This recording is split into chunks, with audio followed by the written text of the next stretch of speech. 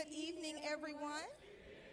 Good. In the spirit of Woodruff Wolverine Nation, I want to welcome you on behalf of the Woodruff Times newspaper, Tracy Sanders, and myself, Veriva Harris. We are the co-owners of the Woodruff Times newspaper, and we wanted to host this town hall meeting so that we could come together as a Wolverine family and really get the facts out about this bond referendum. We have seen so many posts. We've received so many telephone calls about what is happening and about what is not happening. And so we wanted to make sure that we were able to provide a service to our town that we have the privilege of serving every month through the local newspaper and every day through the website and the Facebook page to put out timely, accurate, and relevant local news that matters to our community. So I wanted to, do you want to say something? Okay. So I wanted to just make sure you had an opportunity to put names with faces on the owners of the Woodruff Times newspaper and allow you to hear the spirit of why we wanted to host this town hall tonight. Okay. Also, because this is our community and there are certain ways we go about doing things, we're going to open up in a quick word of prayer. So let us pray. Lord, we thank you so much for your love and kindness. We thank you for being all-knowing. We thank you for being loving. We thank you for giving us the wisdom, knowledge, and understanding to carry the anointing and the assignment that you have for our lives. Lord, we thank you for making us all different. We thank you that we all have different ideas and perspectives. But we also thank you that your word says, let us come and reason together. Father, we thank you for the amazing leaders that you have allowed to serve this community. Father, we pray right now that everything that is said and done will be done in decency and in order. And that when we walk out of this auditorium tonight, Lord, people will be more informed, uplifted, and more inspired to make a decision to vote with information that is accurate. So, Father, we ask your presence on this meeting tonight, and we pray that you give each person that came out a very special blessing that they need more than anything else, Lord, and you know what that blessing is, and we ask that you grant it for them. Put your love and kindness on this meeting as we go forward and ask questions and receive answers. In Jesus' name, we thank you for blessing Wolverine Nation. Amen. Okay, so what we're going to do, I'd like at this time to acknowledge all of the elected officials in the audience. I see we have our mayor, and we have our city chaplain, who's not elected but appointed. Are there any other elected officials in the audience that I don't know the name of? Okay, school board members, would you all please stand, those of you who are in the audience, so people will know that you're here? Good, thank you so much. I see we have our principal from our high school, Dr. Fulmer, if you'll stand so people will know. Okay, anybody else whose feelings are hurt that I didn't ask you to stand, please stand and smile at this time. Are there any other pastors in the audience? Okay, so as a point of overview, I have given a welcome. Tracy and I, we've acknowledged why we're here. I'd also like to acknowledge Garrett, who's on the Woodruff Times newspaper staff. Everybody, Garrett Mitchell. I'd also like to acknowledge Jeremy in the back. Jeremy, if you'll wave. Jeremy's a writer with us on staff. And again, I'd like to thank all of you for coming. So we are going to have an overview of important information from Dr. Liston regarding the bond referendum. After Dr. Liston gives his overview, we are going to then get some rules of engagement on how the question and answer session will go. And I will have the privilege of giving you those rules of engagement, and I look forward to it. For those of you who are interested in speaking on the microphones, there will be a procedure on how you do that, and we will share that with you in a little later. But if you don't like to speak on the microphones, you can write your questions down, and we will come and get your questions. Garrett and Miranda will come and pick up your questions once you finish. If you just hold them up, we'll come and get them so that all the questions will be answered. We will also take questions from social media. So this is being live streamed. So the world is seeing you. Take your moment and give God glory, and let your parents be proud of you when you leave here. So at this time, we'd like to ask Dr. Liston, who I think a lot of. Dr. Liston was the principal of the high school when I attended Woodruff High School, and I really am grateful for his leadership, and I'd like to thank the leadership of the board for being here. It looks like we have a lot of representatives from the board who are committed to making sure that you have all of the information that you need. We have our former school board chair, Mr. Bruton, here. Hey, Mr. Bruton. Okay, good. And any other former chair members, board members, please wave your hand. Any other former? Okay, Mr. Milton. Okay, good. We're so glad that you didn't count it robbery to come out with us tonight. Okay. We are live streaming this on the Facebook page in case you want to text anyone so that they can join who were not able to come out tonight. So at this time, I'd like for Dr. Liston to please come forward and give the overview. Please don't yell out anything to Dr. Liston. He said he's going to be here until the sun goes down to answer any question and every question that you have. This is just not that time. And as Garrett and I kind of talked, this is Friday night, so we know what Wolverines like to do on Friday nights. We like to be out at W.L. Varner Stadium cheering for each other against the other people. We are each other today, so we are going to get to all the questions and answers, but this is not the time to stand up and yell out a question to Dr. Liston. We're going to give you the microphone to be able to do that so that you can be heard very clearly. So at this time, we'd like to ask Dr. Liston to come and give us an overview. Give him a hand, everybody. Woo! Thank you, and good evening to each of you. Thank you for being here. Tonight, we intend to be as transparent as possible and provide information and answers to the questions that you have. A special thank you to the Woodruff Times, Dr. Harris, and Ms. Tracy Sanders for hosting this special town hall event. Now let's get right to it. I would like to give you information about 3 areas. The first one is, how did the school board determine that we were going to build a high school?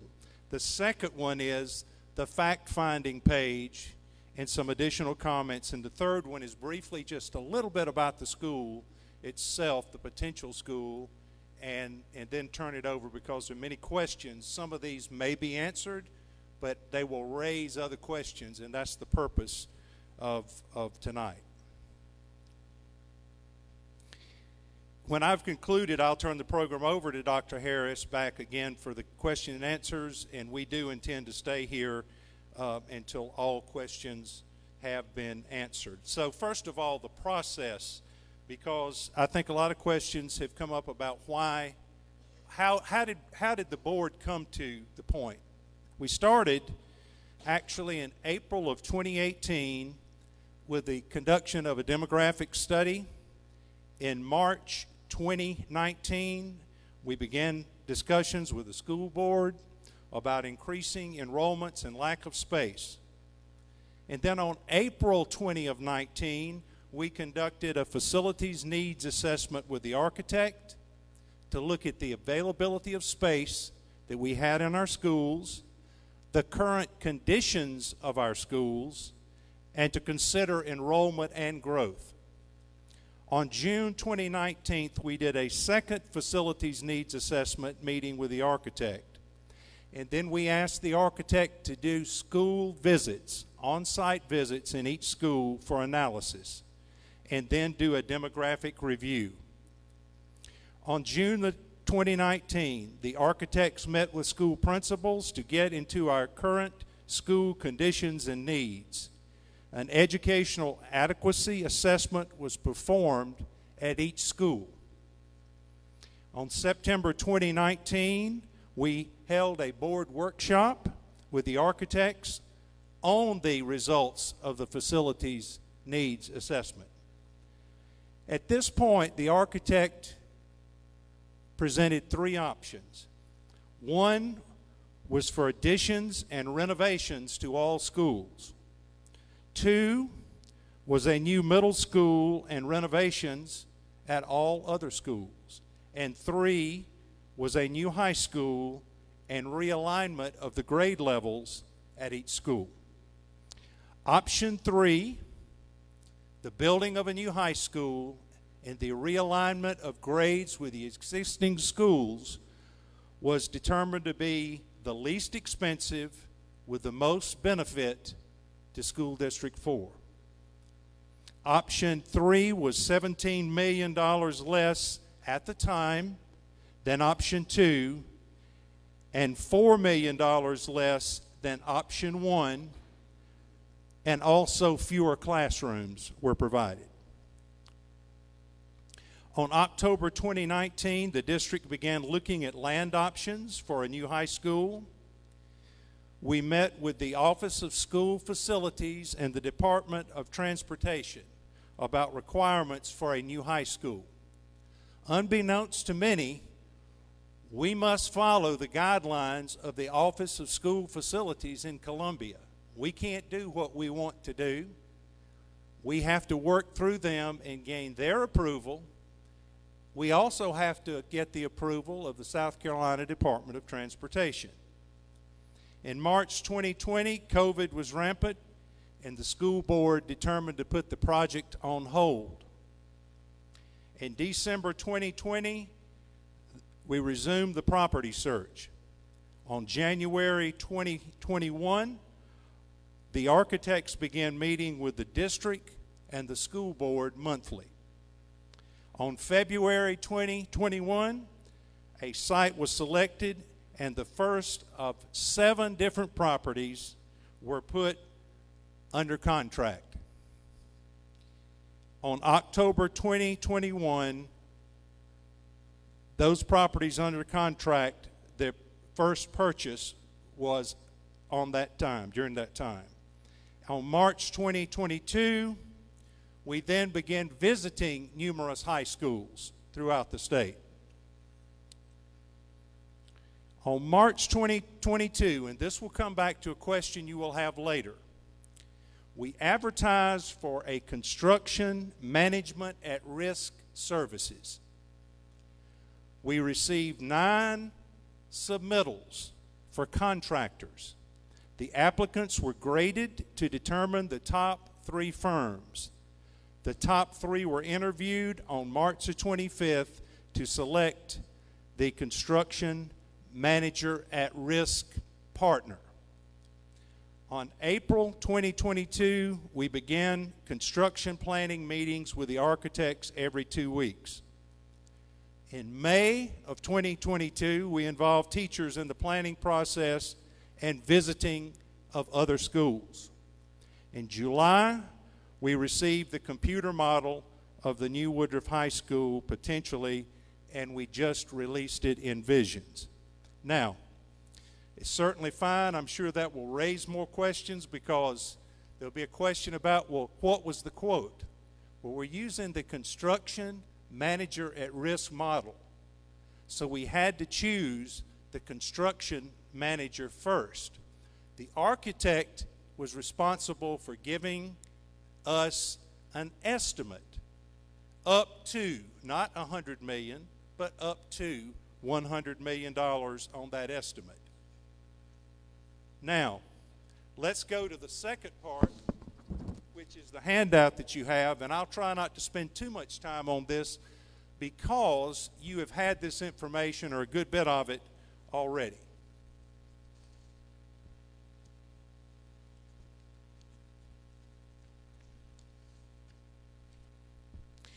First thing at the top, I want to remind you whether you choose to vote for or against this, and here's my disclaimer.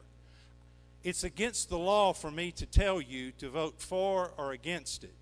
I cannot debate with you. I can only provide facts to you. That's South Carolina law. So that's all that I can do. But I do want you to note, whether you're voting for or against, that this referendum will be held on August the 11th, but it is not on a Tuesday. It is on a Thursday. It is on a Thursday. The board unanimously approved and enthusiastically approved to move forward with the process and recommendations that I just went over. All 9 board members, all Woodruff High graduates, all elected at large by the people. 9-0. We know that 5,000 new houses are planned in the district. But we didn't cook the books and say, well, I heard there's another 500 here, not because we've heard that. We only put what we got from the county. The developers have to go through the county, and they have to present their drawings and get approval. And then when they notified us, those are the only developments that we put on the map. And I'm sure everyone has seen the map of School District 4. And while we're talking about this, ironically, some folks said, well, I don't live in the city, so I can't vote. No. If you live in School District 4, from the Greenville County line down to Wildcat, Lawrence, Cross Anchor, and in between, you can vote. And that's a message that we need to get out. Our current enrollment is 2876. So we believe, based on the numbers that we have, the district in the future could potentially double in enrollment. Here's the problem that we have. Every classroom in existing schools is used daily with minimum space for additional desks. We're staffed at 25-1. We have teachers with almost 30 in a class. Our classrooms are full. If we could lower class size, we would not have anywhere to put them now, even if we didn't grow. But if we grow by 2,500, someone had raised a good question. Well, Doc, if we don't, it'll be a while before we get to 2,500. We're going to be in dire straits when we get to 200, because we're out of space in the primary school, the elementary school, the middle and high school.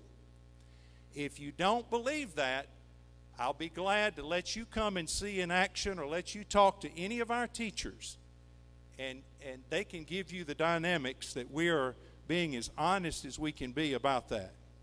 The other thing that we need to know, the thing that I've always loved about public schools, you can't turn away children because they have a particular need, or you don't like the way they look, or what they're wearing, or where they're from.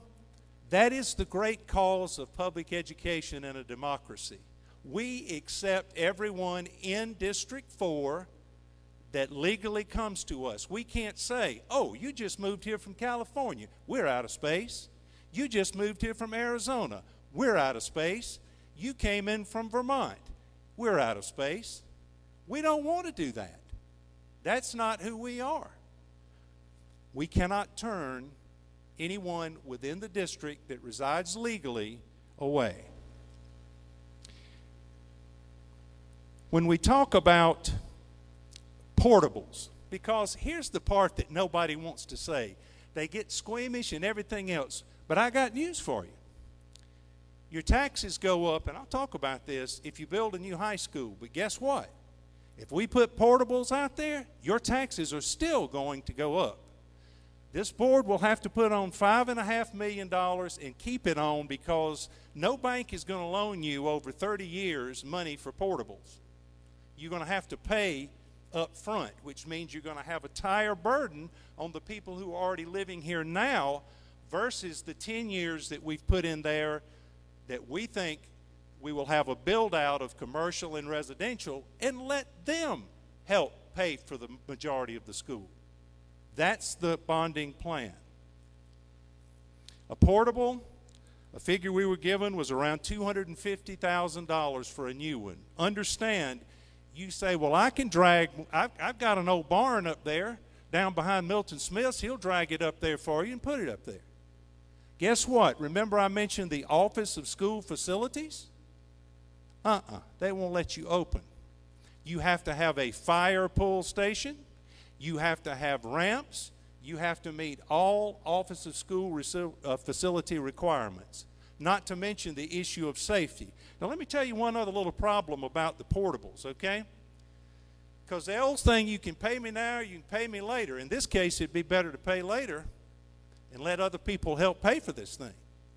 But if you pay now and paying for portables, your money's going to go out the window, and then you're going to jump up and say, we got to do something. We're going to still have to build a school.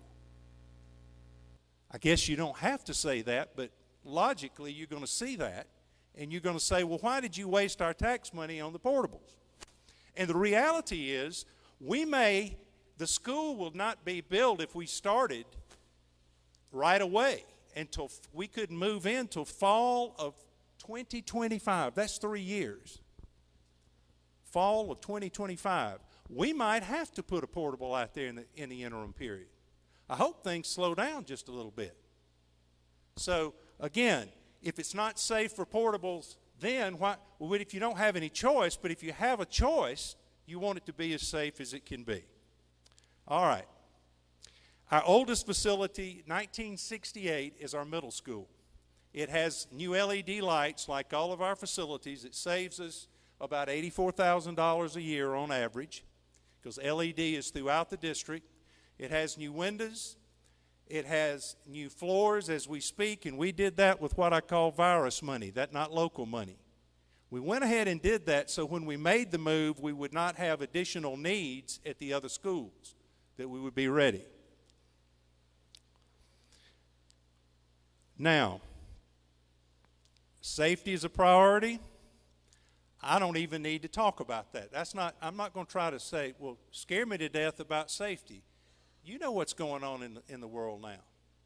We had a threat this afternoon. It turned out to be a hoax, and we had to send our band students home because it said 2 folks were on the loose and we're going to shoot up the place. And the first thing I thought about was, I'm getting behind the podium.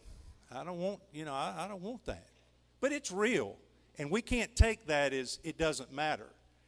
And my question is, which teacher are you going to put in that portable? Whose family member? Whose child are you going to put in that portable versus that classroom? Do you think it will matter to that parent? Perhaps some that it might not. But I'll promise you it will be on the minds of the grandparents and the parents and aunts and uncles and the neighbors and the other caring members of the community. So I want to talk about the restructuring for just a minute. That's down in the middle. That's the grade level shift. And the plan would be, you can read that, but you're moving where you have 3 grade levels out at the primary back to 2, basically. Not talking about 3-year-old 4K and all. So you're creating 10 to 12 classrooms or more in each school in that movement, and you're creating the current middle school becomes an intermediate school of 4 or 5. Now, you've got 3 grades in there, so you've got another 10 to 12 classrooms. And then your middle school would move to Woodruff High School. If you've not been in the Woodruff High School lately, I can tell you it's about 33 years old. That school has been well maintained. I challenge you to go and look. It would be a beautiful site for our middle school. And then you would build the high school. What's lost in this investment are the 50 classrooms that you gain. This is huge. In addition to building the high school without cost. 50 classrooms is like a second school. So in essence, in building this high school, you're getting space for a second school at no additional cost. So when you talk about up to $100 million, you can't move these folks until the high school is built, if and when. You can't move folks. So when you do, overnight in fall of 25, if the community decides this is their wish, then you will create the additional 50 classrooms. Now, I've put the home value out there, the owner occupied. That's been in numerous documents. We talked about bonds and what would happen. You know, the question is, well, what is your plan? The plan is we're going to put portables out there. There are no other plans. We looked at building on, remember? And if you're familiar with District 4, you know we've already built onto our schools 2 or 3 times. Well, the cafeterias were built for half size. Right now at our middle school, they serve 6 lunches. They start serving at the primary school at 10:30 in the morning. You don't have the infrastructure for that. So, again, that's another tidbit that you may know or may not know. The last 2 things I would mention is this bond is set so that the folks moving in and commercial property, which we did not figure on in terms of inflating this number, so they can pay for it. They can pay for it. Now, I heard a question about 2 or 3 more things, and I'll be done for now. I heard a question, well, I heard that District 5, they raised 200 and some odd thousand. Well, sure they did. Look, if you're all paying taxes and I brought double the number of people in here and then you shared the same amount, wouldn't you be paying less per person? That's what happens when you raise the assessed value in a community. It's not rocket science. District 6, think about the industry they have. District 7, but why could District 5 do that? They rolled off lease purchase bonds they had from 20 years ago, took them off and put them right back on. Someone said, why doesn't the district just issue a bond? Folks, whether the board issues it or you vote on it, a bond is a tax. So a board can only put on 8% of the assessed valuation. Our assessed valuation in Woodard is about $70 million. So this board can only put on about $5.6 million. You can't build a school. It's hard to maintain schools with that. And they do not have it on now. They don't have the max on. People said our taxes and debt service have been going up every year. That's not true. Debt service went up for the first time when we bought the property from the 7 landholders. It had been stable for 20 years at about 10 mills, bringing in $600,000 a year to keep our schools up so they were not run down. So the fact is, your tax was stable for 20 years and was by far the lowest in Spartanburg County. Now, that ain't doing you any good right now when you want to raise it. But I just don't want people to say, our taxes have been going up every year, when it's not true. Not your debt service. Not your debt service. It did when we bought the land a couple of years ago, but prior to that 20 years, it was flat at about 10 mills. That's another misconception. All right, I want to mention, again, we mentioned about that. One other thing about reassessment. You know, school finance is confusing. But I can tell you with reassessment, there's something called rollback millage. Folks, you don't reassess every year. And you don't sell. If you said, oh, Lord, my house is, somebody was telling me somebody brought money from out of state and paid cash, like $500,000 or $600,000 for a house that was, you know, probably assessed at maybe $150,000 or $200,000. They will not pay tax on $500,000 or $600,000. You wouldn't if that was you living here. You would pay tax based on your assessment of what your house is worth now, not what you could sell it for. That's an important point. Not what you can sell it for. Now, once somebody buys it for a higher amount, they will pay tax on that amount. You with me? They would pay tax on that amount. But you would not. The most yours could go up during a reassessment year of every 5 years. Not every year. Some people said, well, it's going up 15% every year. Not true. Not true.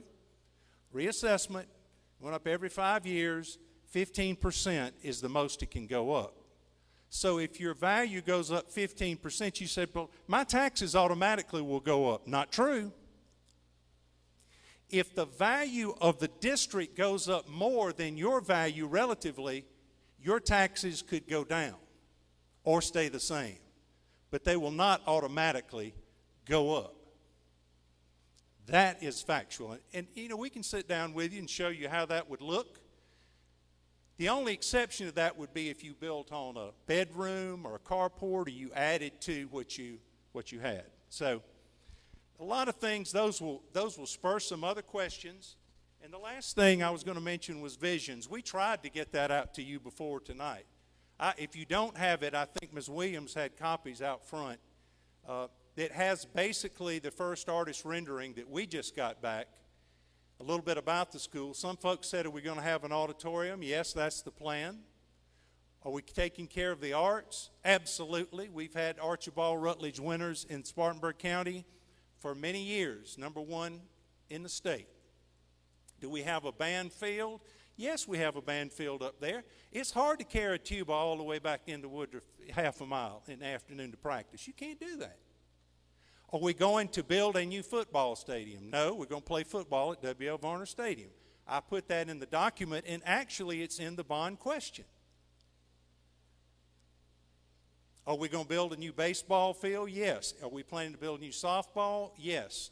Are we going to have a track and a practice area? Yes. And a multi-purpose stadium, a small stadium where we could play soccer, lacrosse, band could practice, football could practice, whoever could be on it. Perhaps that would have artificial turf so we could cost it out and use it year-round. So that's a little bit of background. I know you have many other questions, and at this time I'll turn it back over to Dr. Harris. Thank you for your indulgence. Dr. Harris? Okay, if you know more information about the bond referendum now than you did when you walked in here, raise your hand. See, that's pretty effective. We're at least getting more information out. The ground rules. If you want to ask a question on the microphone, Garrett, Miranda,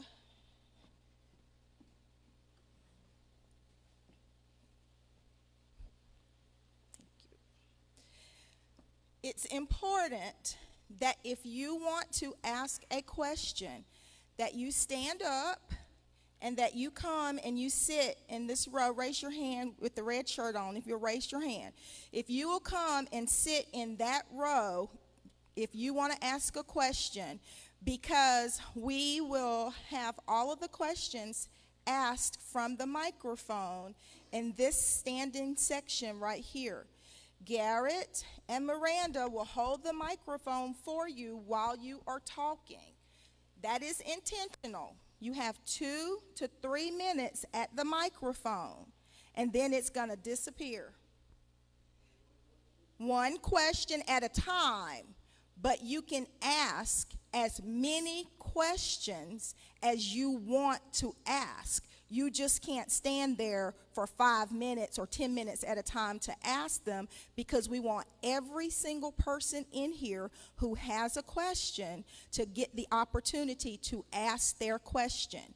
So if you want to ask your question, go sit back on that row. Ask your question, go sit back on that row. You can do that as many times as you want to. The ground rules. Every person who touches the microphone will be respectful. Every comment that is made will be respectful. We will treat each other with respect. That is ground rule number 1. Ground rule number 2. We're asking Garrett and Miranda to hold the microphones because Studio One, led and founded by Brad Phillips, was gracious enough to let us borrow all of his technology equipment, and we don't want anything to happen to his equipment because we're grateful for him partnering with us with this. So Garrett is going to hold it. He's from Woodruff Times News. If something happens to it, we'll pay for it and we won't bill you. No, I'm just kidding. We won't bill you. That's how he's going to hold it. Okay, so that's the second thing. We're going to hold the microphones while you talk. You can ask as many questions as you want to ask. We have microphones, so there's no reason to yell. No yelling, no swearing, no cussing. Okay? Are there any other ground rules that you would like for me to announce? Are there any other ground rules? Is it anything that you think I did not think about that you need to tell me? So we all agree to those ground rules. And yes, sir.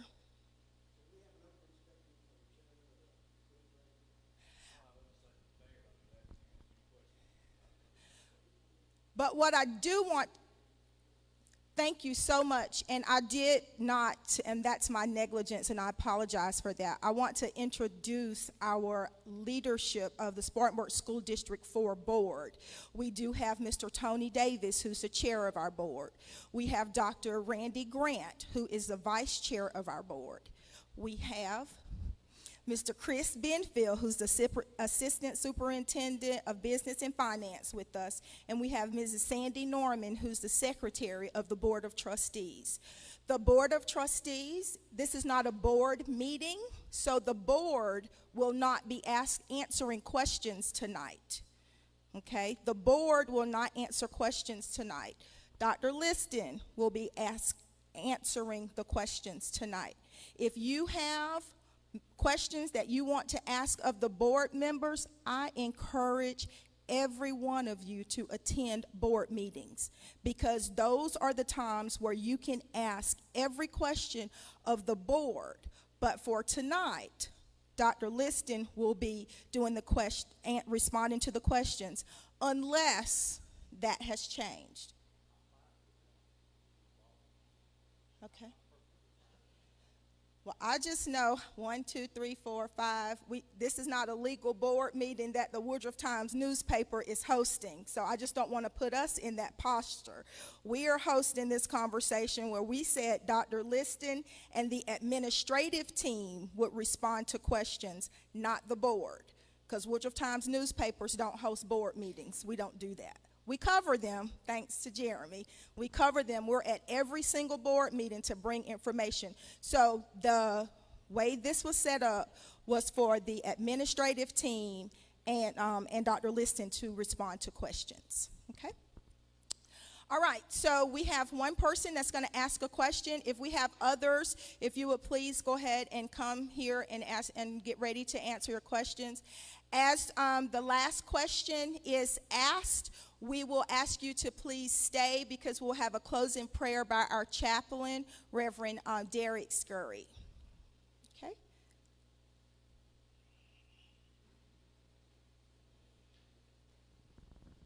So we'll have our first question. Would you please state your name and that you live in District 4 or you don't live in District 4, and then ask your question. My name's Donna Pearson. I live here in District 4, and I just have one good question, which doesn't really relate to all this, because I got many, many more. Out of the 5 of you, how many live in District 4? Raise your hand if you live in District 4, out of the board. Thank you.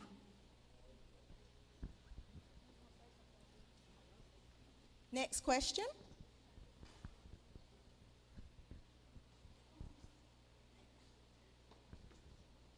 I live in District 4. My name is Ray Simmons. Now, I hear you say raising property taxes.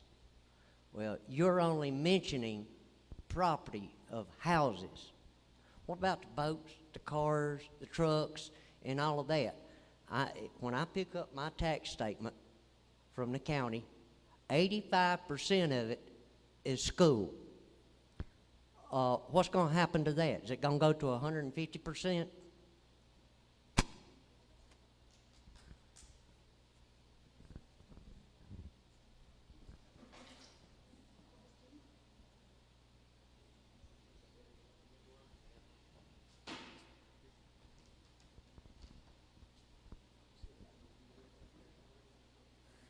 Currently, you are correct that anything that is taxed in District 4 would receive the new tax on it, that it is all property.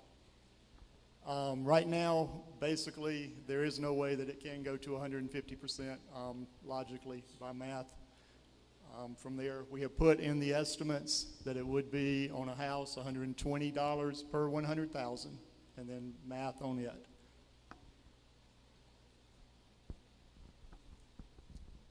You can keep it. Next question.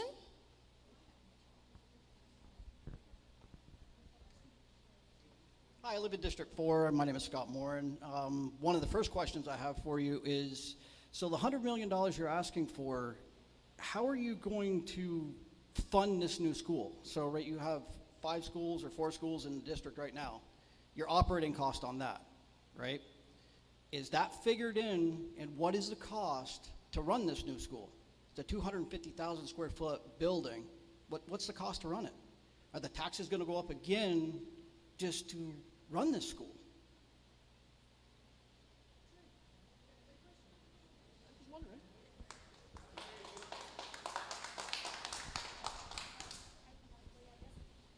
Right now, you're correct. The $100 million is strictly for building the school. We have started putting in for additions, what would be planned as far as custodial. You'd have new custodians, more cafeteria workers. You'd have principals, assistant principals, those things, those items. That we are expecting those, and those are being budgeted for as we get to that point. Some are already potentially in the budget as we move items over from there. Okay. Next question.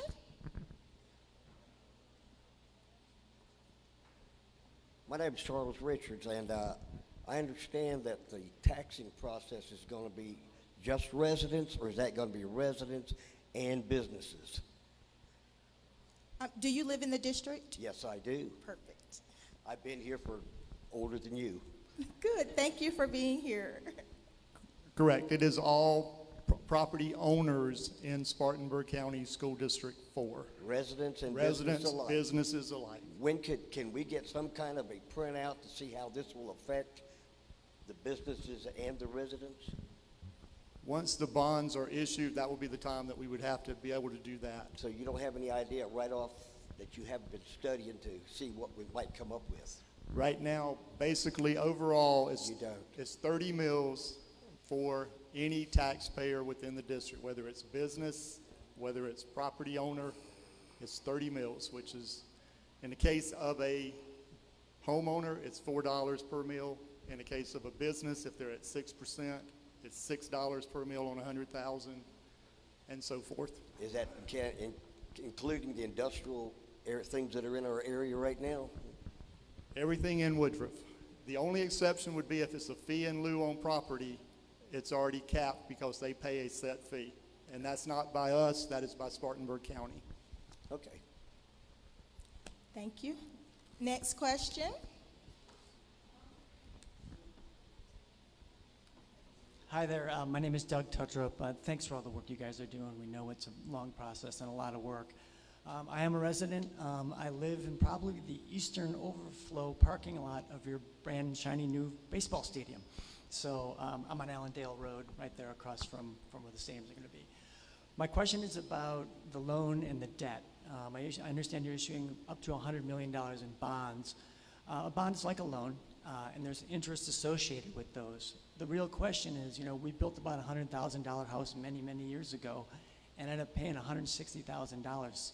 So if we're buying a $100 million high school, are we going to be paying $160 million back over the life of these bonds? And could you explain how the structure of repayment works, interest only, interest plus principal, and all that, and go? I'd like to go heavy into the money side. All right, the $100 million bond is principal only, so therefore there will be interest associated with that bond. So you will have that. Currently, we're estimating a 30-year payoff, basically because of the size of the bond. Once the bonds, and they can be issued over time. You don't have to issue all $100 million at one time. You do have to issue them within a 5-year period. So therefore, if we assume the first case where everything is issued at one time, once they're issued, you're required to make semi-annual payments every 6 months. Those payments for the first couple of years could be interest only, but after that, you do have to pay principal and interest. Within the bond, at a 10-year period or somewhere within the period, we could also put a clause in the bonds that we could call the bonds, reissue or restructure the loan if interest rates go way down or something like that. So those callable features are within the bond opportunities. Since we have not issued the bonds, we don't know what the interest rate will be. We're estimating right now 4.75, which is on governmental issues. So it's a little bit different than going to the bank. Okay, and I want to remind you, please make sure you come to the microphone so that the people who are in the audience, everybody can hear the question. And we have about 155 people online watching the town hall meeting. So we want to make sure everybody is able to hear your question. So we have another question.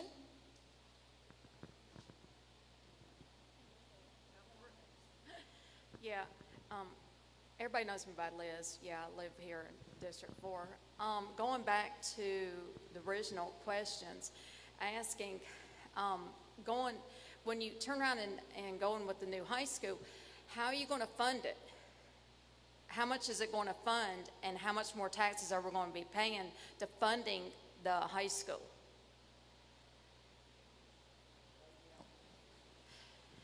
Hello? When we build the high school, we get the high school.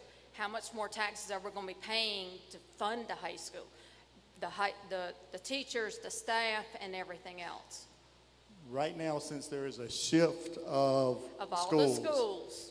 you're looking at potentially adding, due to guidance counselors, principals, Yes. you're looking at adding about 1 million to 1.2 million of additional costs within the budget. How much more taxes are you going to be adding that to us as taxpayers? Right now, we don't know that until you actually budget for those, but what we should have within the general fund is growth. So therefore, it may be no taxes. You don't know that yet. The other thing, keep in mind that the 4% homeowner for the general operations does not pay property taxes to the school. You get the school tax credit up on your tax bill. So in the long run, we're going to be paying for that too. It will be within the budget.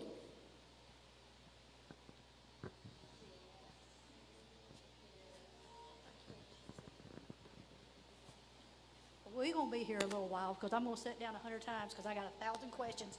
And if nobody around here wants to ask them, Lord help you, pray for me because I'm going to ask them all, honey. Because this is my money. We're on a fixed budget. My husband is a disabled veteran. He got hurt in the service and we live off a one-check income.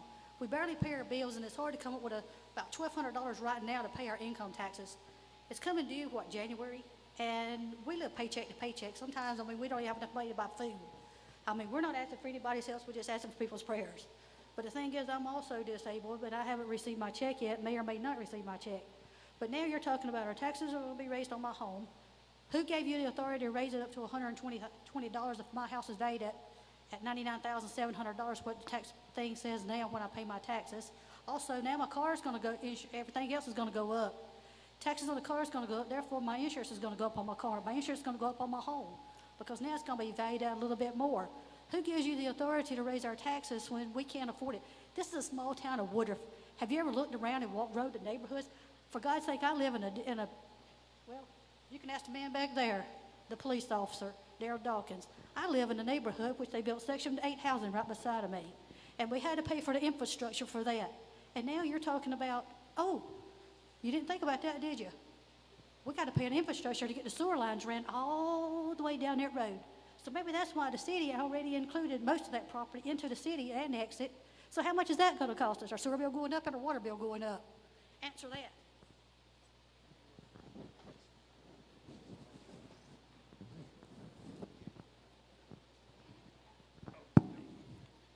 Hey guys, my name's Tony Davis, chairman of the board.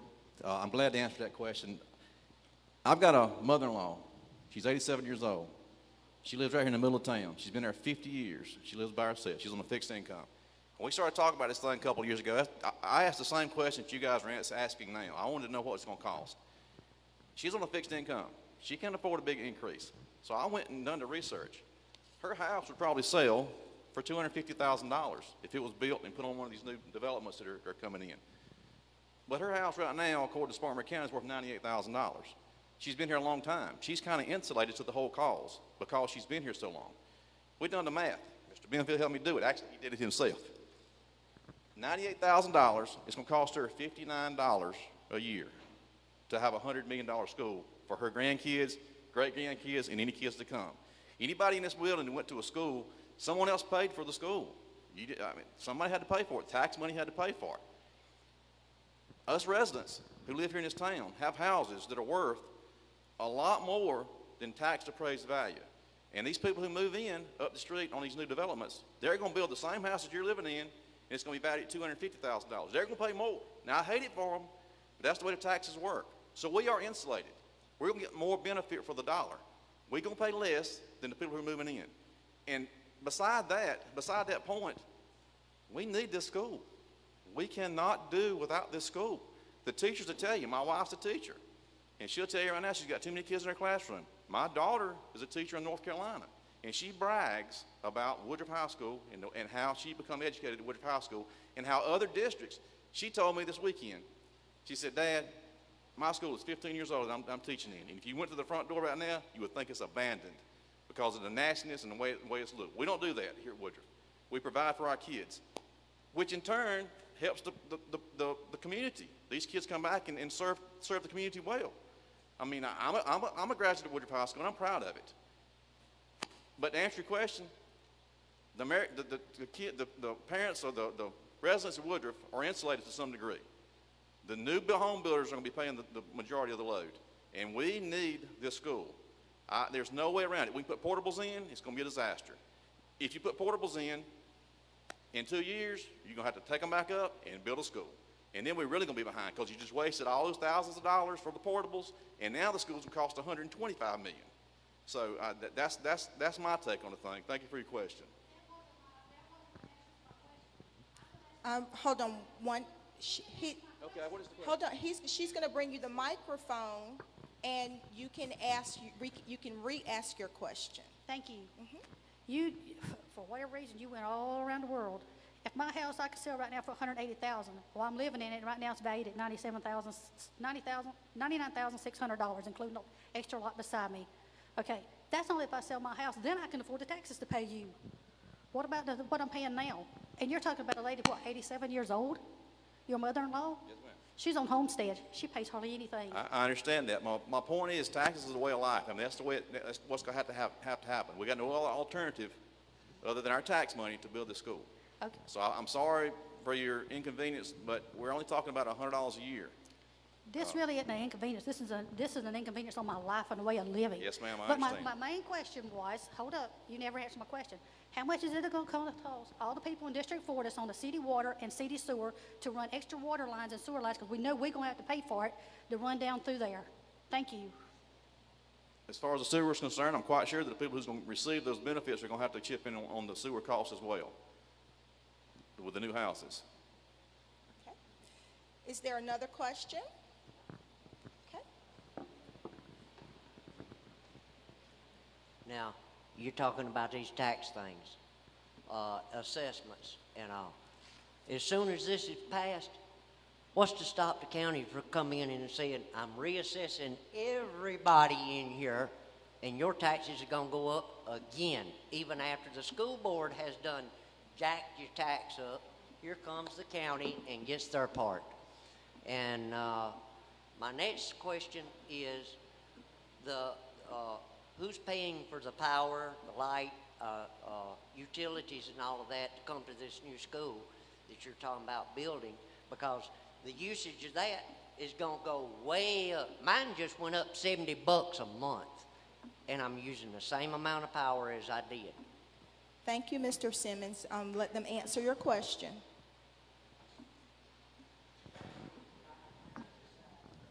Sure. Thank you, Mr. Simmons. The cost, it will increase.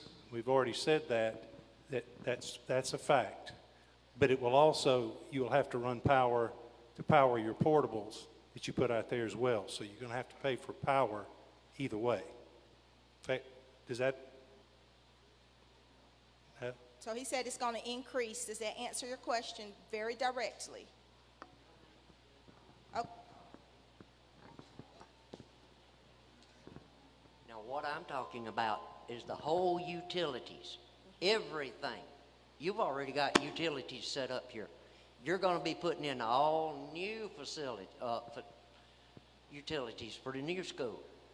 And you're talking about building a school that's going to be maybe 5 times bigger than what you've got. That's like me building a house 5 times bigger than what I got in my power bill. That stuff's going to jack up so high we can't stand it. You're going to have all your athletes going in there for their showers and all of that, and jacking up water bills.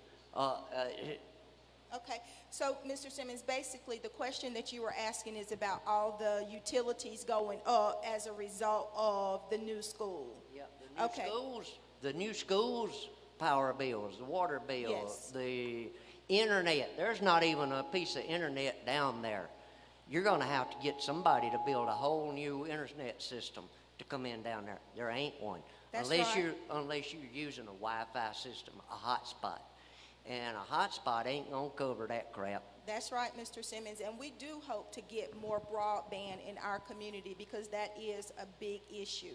However, you've had your question. You can come back in a minute. We have 3 or 4 people down here who hadn't asked their questions. Thank you so much, Mr. Simmons.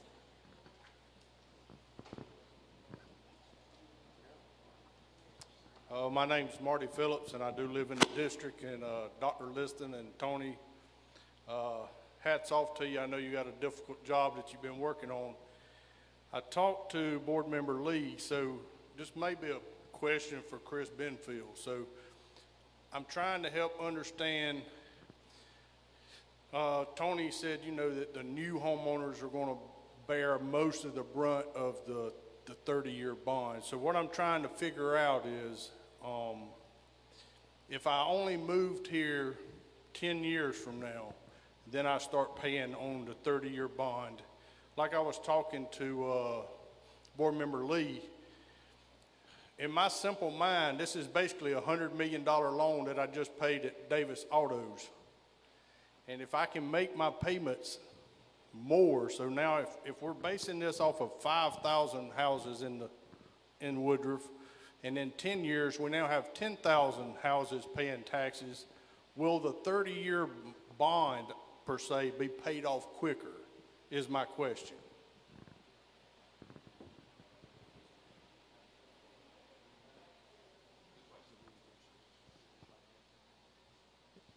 The basic option within the bond is that you can recall it, reissue it, that way as growth occurs. What would also happen, though, as more and more industry, more and more commercial items, more and more new homes, as those newer higher values come in, the millage rate should go down because obviously you have a stable payment. If what you're basing that payment on goes up, as in the assessed value, millage should go down. Okay. Is there another question? Hey, I'm Leah Mays, and I live here. I just moved back last year from Spartanburg. I was up there for 12 years. My question is, which, by the way, my taxes in Spartanburg were half of what they are here now. I just moved to Pearson Park, just to throw that out there. And I had a lot of grocery stores to go to, not just one. And I'm thinking about moving back. My question is there not some other way, because I have heard through reading various articles on Facebook and internet, that some of the businesses that are planning on coming to Woodruff could help carry some of this burden for these new schools, because that's why they're going to bring all the houses, because there's some manufacturing that are coming here. And is there some way that they could, for them coming here, help carry the cost of these schools? Okay. So Sure. I think to your point first, agreeing with what you just said about your taxes being half in Spartanburg, the reason for that is the commercial folks that are there, as you know, multiple grocery stores, multiple business, which is what we've said from the start. As those folks move in, the tax burden goes down on the individual. Because we can't go in, if a bond is sold and you say, well, you can get X number of dollars a year, we can't go in and say, well, we want a little bit more this year, so we're going to keep that amount of millage or that amount of tax on you. Once that amount is brought in, it was the example I was giving earlier. Let's say we doubled our size in this room right now, but the burden was the same. The amount of tax owed was the same. Well, that's going to go down. That's going to be cut pretty much in half. And that's what you're seeing in Spartanburg.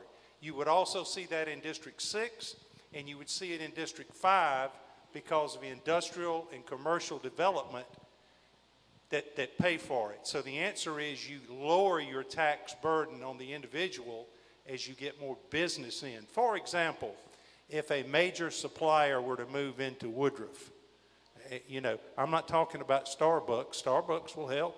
If they stay open, they're going to pay taxes, and any business is going to offset. Right now, folks don't realize we're talking about debt service. Let me mention general operations. That's what hires teachers. There's two funds. One is debt service. That's to build buildings. The other is to hire teachers and maintain those buildings, okay? Right now, the property tax of 2008 says homeowners don't pay on that. You don't pay on general operations. The people that are bearing the burden right now are businesses in this community, some of which our board members have businesses, and they're paying for that. So the more we get in, that's going to help that fund. But what will help with paying off a building and debt service will be when people move in along with those businesses, it will lower the tax rate. And back to Mr. Phillips asked a great question just a minute ago about, hey, if we get out 10 years and we have all this growth, you know that where you're going to pay as much money on interest over 30 years. If you can reissue the bonds, it won't be me, but in 10 years, and can pay it off early, you'll save millions of dollars, millions and millions of dollars.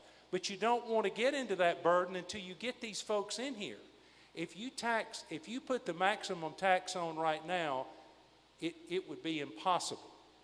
It would be impossible. In fact, the district has offset or plans to offset with $6 million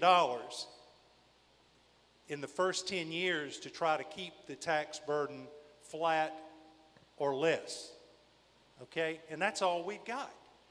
Someone said again, why has the board not been saving more like these other districts? You can't save debt service money. You said, we can't put on 120 only if you decide. That's why we're here. We're trying to give you the dynamics of what's going on. They don't have the authority to put this on. They do not. Only you have that authority. My question would be, we've looked at multiple plans. We've studied. We're trying to give you the best short-term and long-term solution that we have. We don't have any more. Someone said, well, surely you got a better. We looked at building on. We've looked at all of that. We don't have a better solution. We're either going to build a building or we're going to put portables out there. We don't have any other options. Remember, we can't put up the sign, we're closed. No more. We can't do that. You know, I think everybody in here understands that. We can't say, you moved into District 4, so we're going to turn you away. We can't do that. So, again, if someone has another plan, a better plan, our school board has studied it. We've worked with architects. We've spent a lot of time on this. It's not palatable. I'm going to retire, and if the Lord lets me live, I'm going to live in this community. I'm thankful for our community in District 4, but I'm going to be paying taxes. I don't have vested interest in this. I'm not getting anything extra from this. I'm just trying to plan for the short term as we work together with our board, and the long term, the most efficient way we can do it. And that's as transparent as we can be. I've not heard any other ideas that would be cheaper. I probably didn't mean to jump back over to Marty, but he asked a great question about paying off. Marty's plan would save more than just a few million. It would save a lot, so that was a great question. Thank you. Before we take our next question from the audience, I want to take one question from social media. It says, and this is from Robert Ivy. Hi, Robert Ivy. I'm just reading your question from social media since you put it here. With all of the suspected homes, who is going to provide affordable child care? Has the school considered extended stay programs like many other districts? Middle school students, daycare, vans, or many don't run there, and there is not efficient child support. When my child gets to middle school, he may have to ride the bus and stay home until I get home. Please consider extended stay programs like Greenville County. Many parents and these new residents are going to need child care. Who'd like to answer if there's going to be extended child care programs for children? By the way, Mr. Ivy, he was a great student and a good landowner up in the city of Green Pond. Robert lives up that way. Good guy, great guy. To answer your question, I don't know. That's a question that I can't answer at this point. If I tell you yes, then we're going to increase that, I'd be promising we'd be raising taxes it will cost. So I can't tell you that we won't or it won't happen. I know that some of the local churches are looking at aftercare programs, and I think that may be an option as well. Again, I'm not putting one church over the other, but I know that there are multiple churches looking at that option now. It's a great question. It comes with the territory, and I did notice, now this is not factual, because now I don't know if it's true or not. Is that transparent? But I noticed seemed like down at what was a funeral home down there, down below Mr. Smith's house. It looks like they're remodeling. Someone said they were getting a daycare there. I noticed First Baptist had up a sign about after scare. We have Good News Club now, and so again, that's a fantastic question. Thank you, Mr. Ivy. Thanks, Robert. And these are topics that we're jotting down to continue to put information in the newspaper about. I have broadband, grocery stores, extended child care.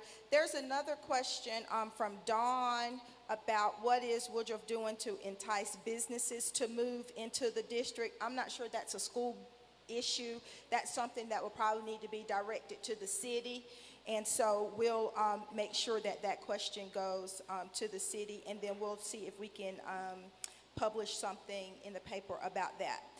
Let's talk about teacher pay. Congratulations to Spartanburg School District 4. If you read the Woodruff Times newspaper, you will see that Woodruff School District 4 teachers are getting a raise, bus drivers are getting a raise, and other employees are getting a raise. So it's in the paper, so that's what they talked about in the last board meeting. Those of you who are here who have questions, we'll go back to questions in the audience. Yes, sir. In the gray t-shirt, no, this is his second time. Are you yielding? Okay. Yes, okay. Russell Hart, I've been here 50 years. I keep hearing that as more people move in, the tax burden is going to decrease. Well, we're heading into a recession, and the housing market is, some people say it's about to crash. Well, what do we do when all these, I've seen land cleared, hadn't seen any sewer lines run, the roads haven't been upgraded, none of the infrastructure is done for all these houses that are coming in. And when they don't come in, what's that going to do to our tax burden? Great, thank you so much. If all of the houses and the housing market crashes, I really don't know who has the answer to that question, but I'm sure there are some contingency plans. So you're asking about timing, like, is there another time that may be better than this time to build a school? Okay?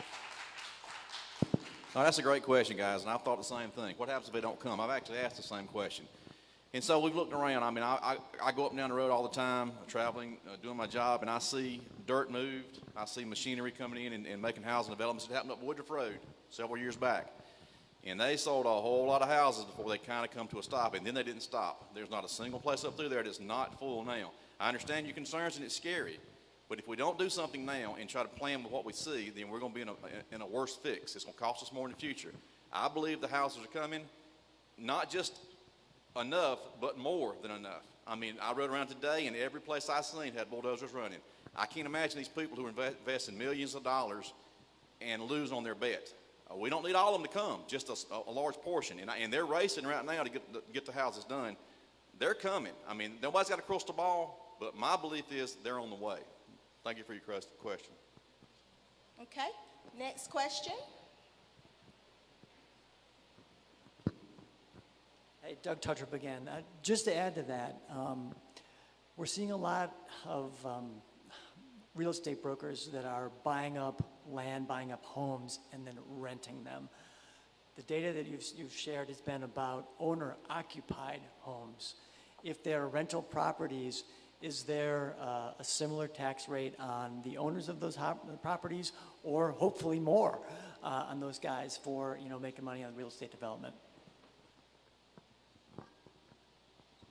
Real estate is taxed at 6%. So basically, if you take that same formula that we used, $120 on $100,000, you'd multiply it 6%. So basically, they're going to pay a little bit more. That's county law. That's what sets real estate at 6%. Okay, next question. We're at 75 minutes. I'm just letting you know.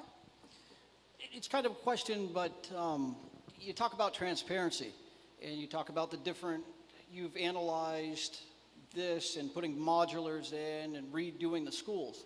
You're asking for $100 million in bonds, which I guess is what it's going to cost. What we're asking for, or what I'd like to see, is there somewhere where you can publish your findings. I think if you've published your findings, all right, so, expanding the schools is going to cost you $120 million. If you come out and honestly show, look, this is what it is. We all know modulars will be the cheapest way to go. Is it the best way to go? No, but again, show us what the cost is. Ultimately, it's our money. It's your money because you live in the district too, but it's our money. We're not saying you don't need a school. Everybody knows growth. Growth is coming whether you like it or not. The time frame is here, the time frame is there. But show us what you're showing. Show us your findings. That's all we want to see. And then we can make a decision based on that there's no hidden fees, there's this. We all know there's cost in living. It's going to keep going up. We understand that. But you have to remember your community is a poor community for the most part. What is it? 50% of the kids are on hot lunch, programs. It's understandable. We're a rural community. I haven't been here my whole life. I moved down here from Vermont, so I can tell you a rural community. But I've been here over 15 years, so I know Woodruff. I know a lot of people in Woodruff. I don't know some. But what we want to see is the findings. It's just been a big, we want $100 million. And then we're going to spend the balance of the $100 million how we want. Again, if it's a need and it's cost, we just want to see it. That's the thing. Is there something you can publish out there before the vote? It just helps people see it. Sure. Again, we'll be glad. I shared that initially the plan was $17 million more dollars for one, and for the other plan it was $4 million more. It's probably going to be, if it comes out more than that, remember that was a while back that we did that analysis comparison. What we can do is go back to that analysis on those three plans, which was build a middle school and adding on and the number of classrooms, and show you that. We can put that on our website. Would that be helpful? Yeah, sure. I'd like to follow up as well. I'm sorry. I would like to follow up as well, because the question you're asking is the same questions that I wanted to know as a board member. Dr. Liston and the rest of the administration have access to all that information, but we necessarily don't. But we got presented it to us in board fashion on screens, and we get to compare notes and see exactly what the people who are making the recommendations say, and it makes sense. Now, I didn't just take their word for it. I get to travel a lot doing what I do, and I asked other board members from other districts, and I called and checked on people who they presented to be the ones that we were going to go with, and verified that these are good people. I have had nothing but great compliments on the people who we're using, and the numbers work. Now, I can't sit up here and quote the numbers, because it's been months and months ago. And I understand you think it's going blindly into it. Great question. Maybe we can present something to show what our plans are and what we can do for clarification. Right now, you're having to take the 9 board members' word for it that y'all voted for. I mean, we got some smart people on this board. I'm not one of them, but we got to go to those guys and ask. That's what we're here for. I mean, I've always said my biggest thing is to go represent you guys at the board meetings. So if you got a question, please search out the board member you want to ask, and come to me. I'll answer any question I can for you, and I'll get the information that you want. I know it's a big number, and it sounds like the district's just throwing it out there, the boards, but we've seen the numbers. And I hate to say you got to trust us, but at this point you got to trust us until you come to us and ask us the numbers. Great question, though. And remember, Dr. Liston said that it is possible to put the information on the website so that you can trust, verify, and read all the information for yourself and interpret it for yourself. So Dr. Liston did say that it could be put on the website. Before we go to another audience question, Sue Phillips asked, is the $100 million a lock and key and include furniture?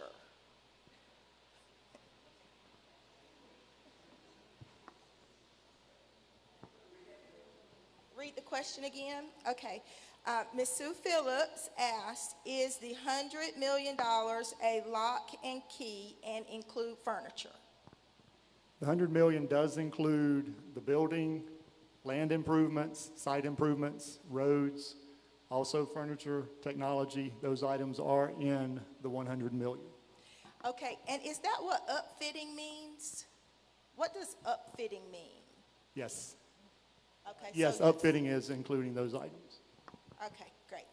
Okay, last question. Dr. Liston, I'm just going to ask you this one. Cindy Bentley says, are the lunchroom staff on the list for a raise?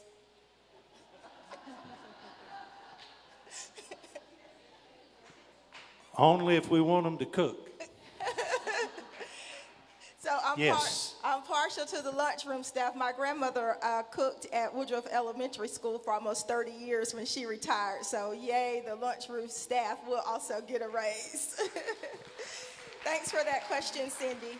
Okay, so Facebook audience, please continue to post your questions. I will come back to questions on Facebook, but right now we have some more questions in the audience.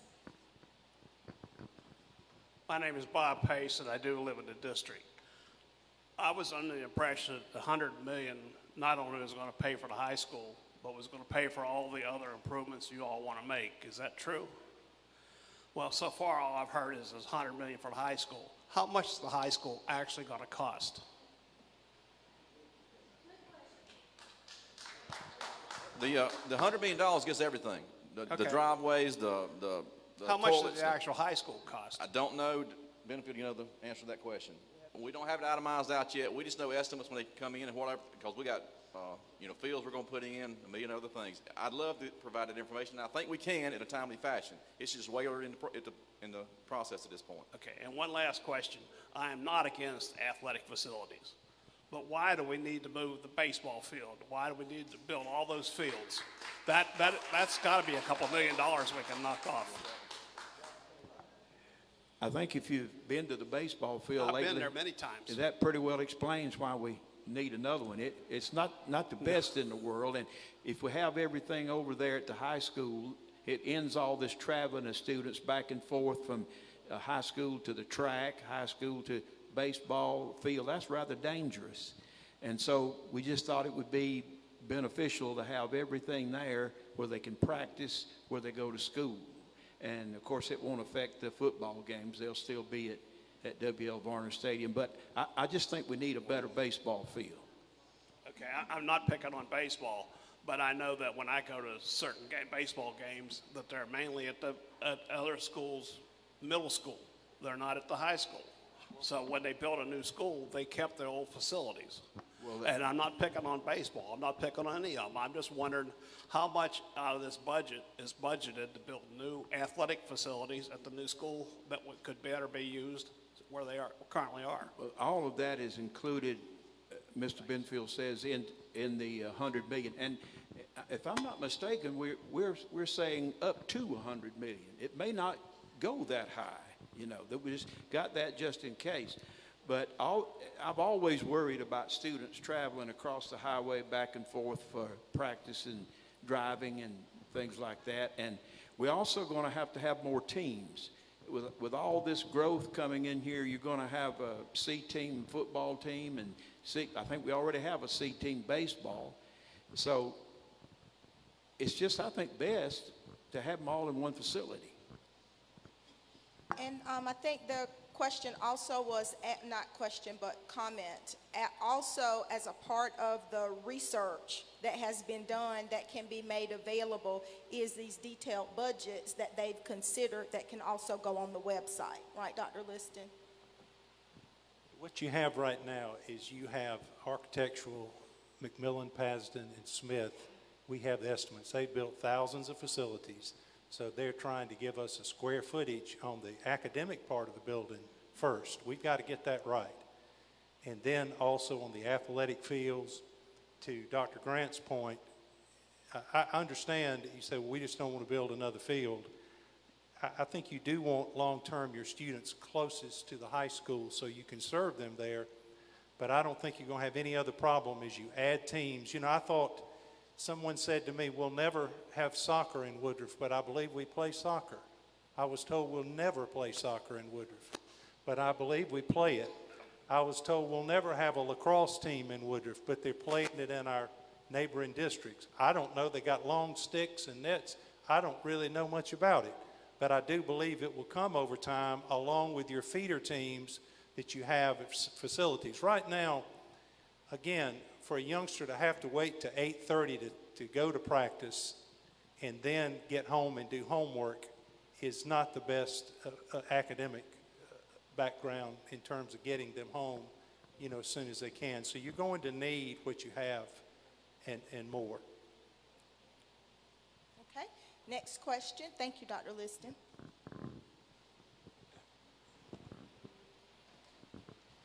I just want to follow up on what the gentleman just asked. Now, you're talking about moving to high school. How far down the road is that going to be from the existing high school? Half a mile, 2 miles, half a mile? So what's the safety factor in going playing practicing football with them going down to the old high school and practicing where you can't, and you're talking about safety? Yeah. You're talking about safety going from the soccer field to the baseball field? You don't need to build new facilities for that. If you're going to do anything, let's upgrade them. Let's still use what we got. Let's not spend on money on things that we don't have to. I think you're not spending money on a new football stadium as far as it. Well, I thought you meant about the kids coming to practice down there. They'll probably practice at the new school. I'm sorry. You're talking about, I'm not talking, the kids have still got to go to football practice from the school, right? Don't they start practice right after school? They do. They do. So now, are you going to bus them to the football field so they can practice? You're going to have individual drives? Hopefully, Going to do what? they would be practicing at the new school. They're playing at the So we're going to W.O. build a Barnes new Stadium. practice field at the high school when we've got one right down the hill from the existing football field. That is We correct. have a fine. But I thought you didn't want to do that. I thought safety was a concern. Safety is a concern. Now, you don't want to bus the kids to the soccer field. You don't want to bus them to the baseball field. You don't want to bus them to the track. I've got the floor, please. Yeah. But you want them to go go to the football field. So we've got all these facilities in place. They're not going to, the practice football fields are going to be at the new school. They'll be practicing there. I understand that. But why build a new one when you have a fine existing facility at the old high school? I thought I touched on that. I consider it a safety problem. I don't think it's a safety problem. Hey, we've been doing it for years. Why do They we want- drive back and forth. Yes, they have do. to go to the track. It's a problem. Okay, the question has been answered, and I get that you disagree with it, and that's okay. You can disagree with it. I agree. I'm not saying we Yes. don't need a new high school. I want the justification for the money. Exactly. And so we get the question and the answer was given. Even if you disagree with the answer was given. Okay, so the practice field is where the football players will practice at the new school also with all the other components. And we understand that you disagree with that. Okay, Mr. Simmons, yes. Oh, I'm sorry. And what's your name? Let her go, because she's been there for a minute. It's short. And I may not even need to be saying this, but I only have a comment. I think y'all have explained beautifully. But my comment is that I don't live in District 4. I live in District 2, Boiling Springs. But my family has owned a lot of land in District 4, and we have lived there. Our land. We currently have probably about 70 acres. My point here is we are selling just part of that. We have 7 houses that will remain on the land we're not selling. We have 10 children that live in those houses that have no internet, but that's not what it was about. I just wanted to say that we have put up over 40 acres for sale, and we have been chased down by developers. And it's not been for sale very long, and we've had about 6 offers, all from developers, but they haven't we haven't G-hauled on the money yet. So, and we're not desperate to sell it, so, we're just cooling our jets. But they told us that they needed 20 buildable acres, because we do have some bottom land in the creek. They need 20 buildable acres, and they said that they could put 35 houses on 20 acres. And the only reason they can't put 70 is because we don't have sewage, septic tanks. So you have to have a half acre per house if it's septic tank. And so that's why they say 20 acres will give them 35 houses. But the last thing is that one of the offer that we just got today is, I'm not going to say the name, but it's a huge manufacturing company that is looking out for their people that will come to work or currently work along 101. So, you were saying earlier, what if people back out, and all that? That's just my story. And thank you so much for sharing. Yeah, and we need internet bad. We do need broadband. 10 very kids. bad. We live right off of 417. Yes. That's where our acreage is. So yes. they have it, I hear, but Yes. we could throw a rock and hit 417, but we don't have it. And thank you for your comment on that. Sure. There are industries that are moving this way, and we're trying to get more information to validate that in the paper. Before we go to Mr. Simmons, we have a question from Braden, who is in the audience. He is a student in the district, and I am so happy that at 7:30 or so at night, we have a student in the audience who wanted to get their question answered. And the question is, explain the difference in safety between a portable classroom and a new school. Thank you.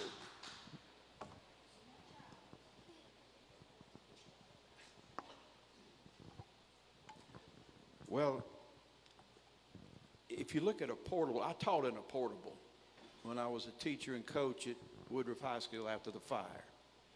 It was a 2-room portable with a very weak door you could lock, but a small child could kick it in. The one I had was not underpinned. You could put explosives underneath it. The safety, I was speaking with Officer Dawkins about this yesterday or the day before. He said there's no way to keep them absolutely secure. No way. If you've got 40, well, I won't be that many, but if you've got 10 portables on a campus and they're spread out and nobody has to go through a central door to get into the students, a gunman could come up on that portable, kick the door in, and kill 25 students and a teacher before anybody could do anything about it. There's no way you can keep them secure and keep them safe. And we can't say this thing won't happen here because it already has. We had a shooting at Woodruff High School in the late 80s, and we had arson at Woodruff High School in 1987. These things can happen anywhere. And I would feel very guilty if we had to resort to a whole bunch of portables on each campus and something happened like that, when we could have prevented it with a school with one entrance that can be guarded and can be locked. But when you've got 10 or 15 entrances to the outside, it's impossible, in my opinion anyway, it's impossible to keep them safe from a gunman. I don't see how you could do it, and Officer Dawkins agrees. Thank you, Dr. Grant. Brad, Dr. Liston, yes. I want to follow up. Boy, I'm taking licensure because there's space in between us, but most of you who've lived in Woodruff any time know Miss Kara Neal. She's here, and she can hit me afterwards for quoting her if I've misquoted her. She told me one time, as we worked together many years, that the most afraid she had ever been as a teacher, and she served in our schools for 40 plus years, was when there was a gunman, there was a bomb threat, and they were looking for a bomb underneath the portable when she was in the portable, and when there was a tornado. She said that was the time as a teacher she was most afraid, those 3 times. If I'm wrong, she can come to the mic if I have misstated. Okay. Brad is running our technology. He has a question. Well, he owns the technology. He has a question, so I'm going to defer to him before we come back to the audience. If the current referendum bond does not pass, what exactly is Plan B? Number 2, what are the repercussions of not passing the current bond and bringing it up again at another time? Can you tell us what length of time it would?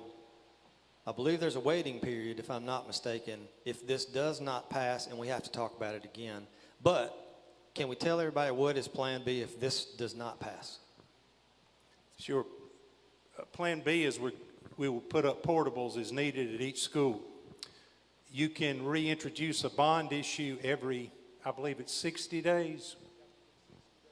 You have to give 60 days notice, but there is a waiting period in between that. The repercussions of that is going to cost you more money if you wait. Okay. Mr. Simmons. Yeah. You keep bringing up these athletics and stuff. Why do you need more athletic stuff? I mean, turn on the TV Friday night. Most of your athletes can't even carry a full sentence, much less read or write. Now, my second question here is that... Mr. Simmons, now you're talking to a former athlete. I mean, we're athletes, and I didn't take, and yet there are exceptions, he said, and we're not taking offense to your question. I'm really bringing light to it, but in being respectful to a whole group of athletes who take a lot of pride being a part of Wolverine Nation, we will answer your question about why so much attention is being placed on athletic facilities and what kind of money is being spent. Was that your question? Okay, let's get your question right. All right? Why so much attention on that and not on the academics? Okay. I mean, Okay. you got kids around here who's roaming around that their education is not worth that piece of paper hanging over here on the wall. Okay, now we got a lot of opinions from you, and we got one question. So Garrett, take the mic. We're going to answer that question, and then we'll come back if you have another question, okay? So he's asking about attention being placed on athletics compared to academics. If there's a criticism, there have been a lot of criticisms against your superintendent in 33 years, and some of them justified. But I've always been criticized of emphasizing academics too much, if anything. I would continue to place that. If you look at results, you will see that our students do extremely well. Not everybody is meant to go to college. Not everybody is meant to be a welder. There are different vocations for folks. But I would not say that anybody in School District 4 that we have ever not prepared them academically or given them the opportunity to grow academically. I don't want to speak.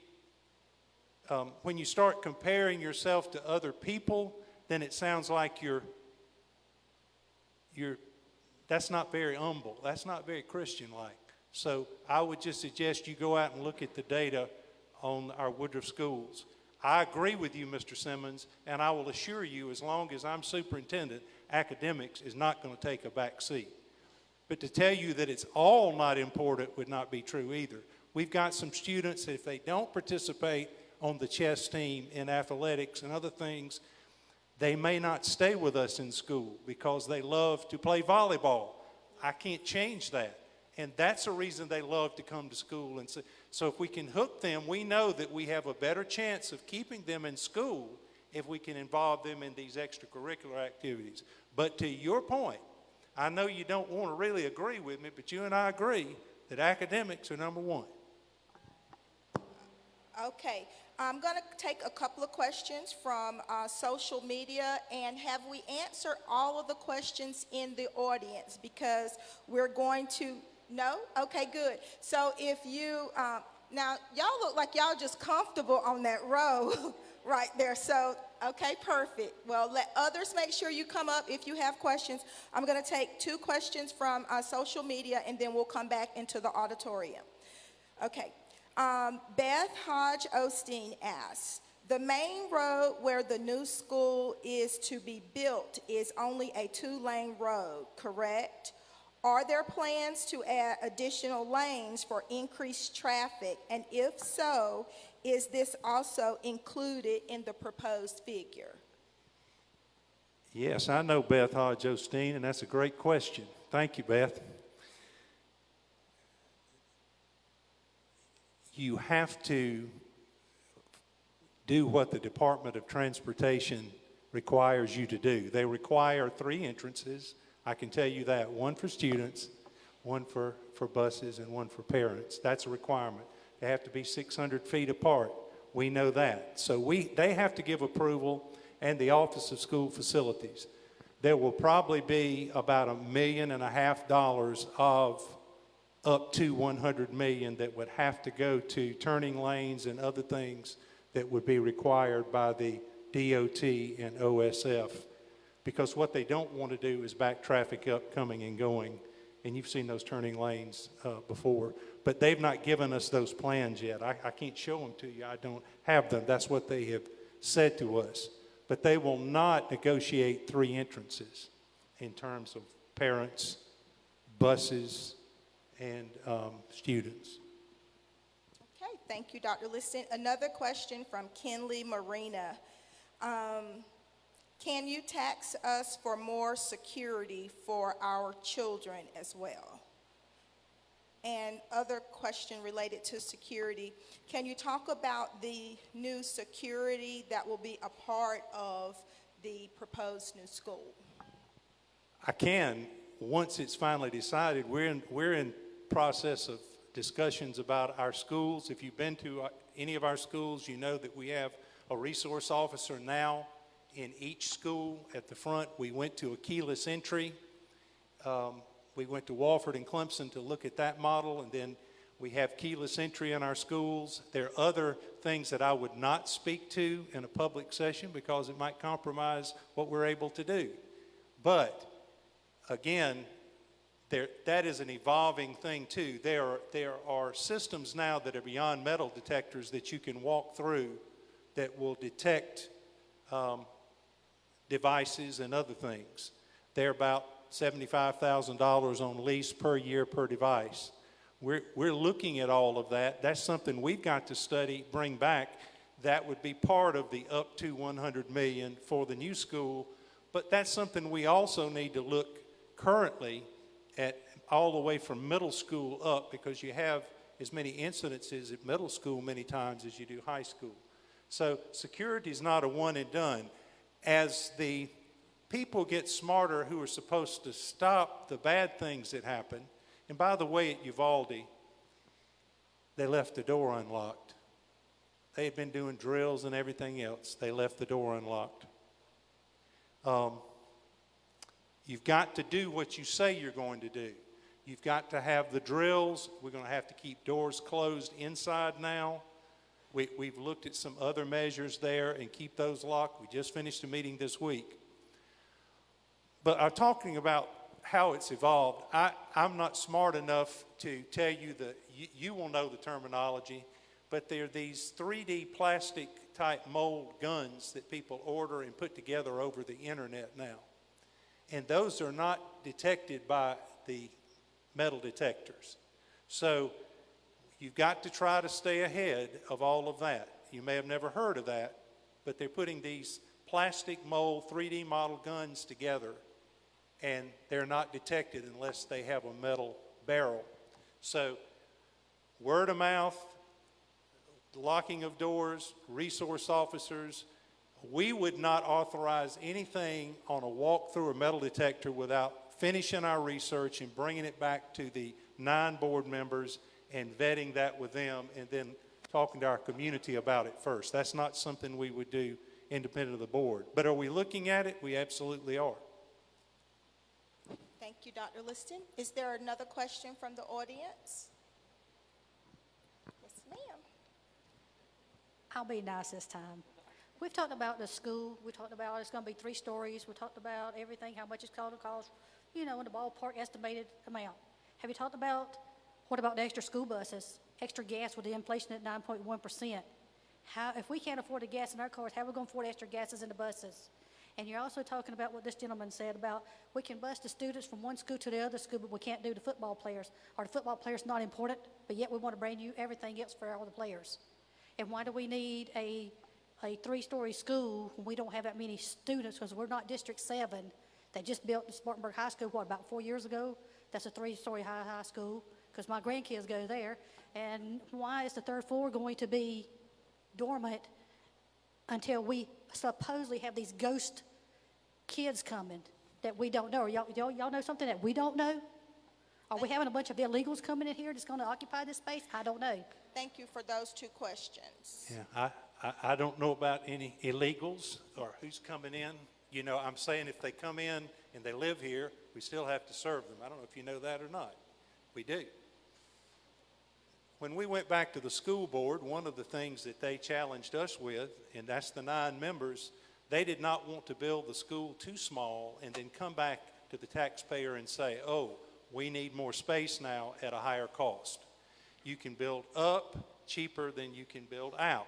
So again, the 3 stories. The 3rd story, you can get about 1,500 students in the first 2 stories. You could get about 2,000 students in 3 stories. Okay? Now, your common areas, you want wide hallways because you don't want to build for the size that you are now and turn around 5 years and have 400 or 500 more and not have a cafeteria large enough, not have space large enough. So you're building your common spaces wide enough so you can accommodate those students. The 3rd floor, the idea there was don't build too small and have to come back, and then again have to come back with a bond, because I feel certain people would say, well, why did you not build it big enough? You knew these people were coming, and now you're coming back, and it's costing us more. The third floor, we also went to, in one of our visits, we went down to Mount Pleasant. Wando High School is on Mount Pleasant. They built a second high school. You were talking about maybe executives moving into something like a Volvo, BMW. It sounds like, I don't know. I'm not on the inside, but it sounds big. But anyway, we went to the new Wando High School is Lucy Beckham. It was 3 stories. That's where we got the idea. But the third floor, they have not introduced the 12th grade yet. They've just been open a couple of years. So they were phasing in students from Wando, okay? Well, guess, unfortunately for them, they said the third floor was not as wide. In other words, it didn't go as far down as the other 2 floors. So they're out of space, and they hadn't even brought the 12th grade in yet. And they're going to have to bring in, they told me down there, learning cottages. And I don't know what learning cottages are. Where I grew up, they were portables.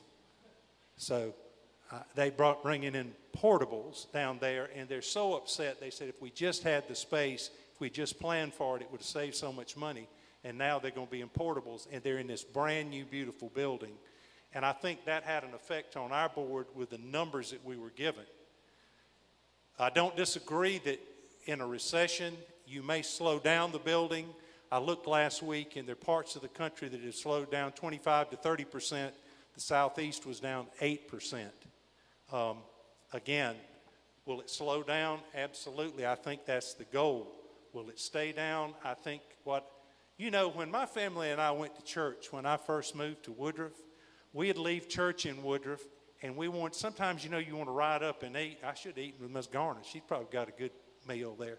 But, we'd go and go up Woodruff Road, and we would say, golly dang, if you've lived in Woodruff, we went all the way to 385, but you would cross 14. I think there was a Winn-Dixie there. But if you were going to get a sandwich, you had to go up to 385 and into that part of Greenville to find a hamburger joint. But that was a big outing, and I watched through the years as it grew, and I said, well, what will happen is, and I can tell you this is not my decision or anyone else's. It's a reality, as Mr. Davis was saying earlier. We're just trying to deal with that reality. I know when Rewa ran that line up to Willow Creek, and I got in my car 3 nights ago, and I rode and looked at the developments just up 101. I know behind the old hospital, but I went up 101, and I looked at those developments, and then I pulled off going up toward Miss Kara Neal's up Green Pond Road there off of 101. I couldn't believe it. That was cleared, and there were lines. And then what shocked me, I got up to the Phillips compound. They don't like me to call it a compound. That's more like I call it a cult when it's just the 2 of us. But the Phillips that live up there at the Bellevue Church, and you go around and go down to 101. Well, right across from them, and I got ancestors buried right across the road there, so I know where it is. Right across the road there, I was not ready to see what I saw in the amount of land that had been cleared. All the way down to Trammell Road, which I had no idea. I was shocked. I pulled the car over. I could not believe it.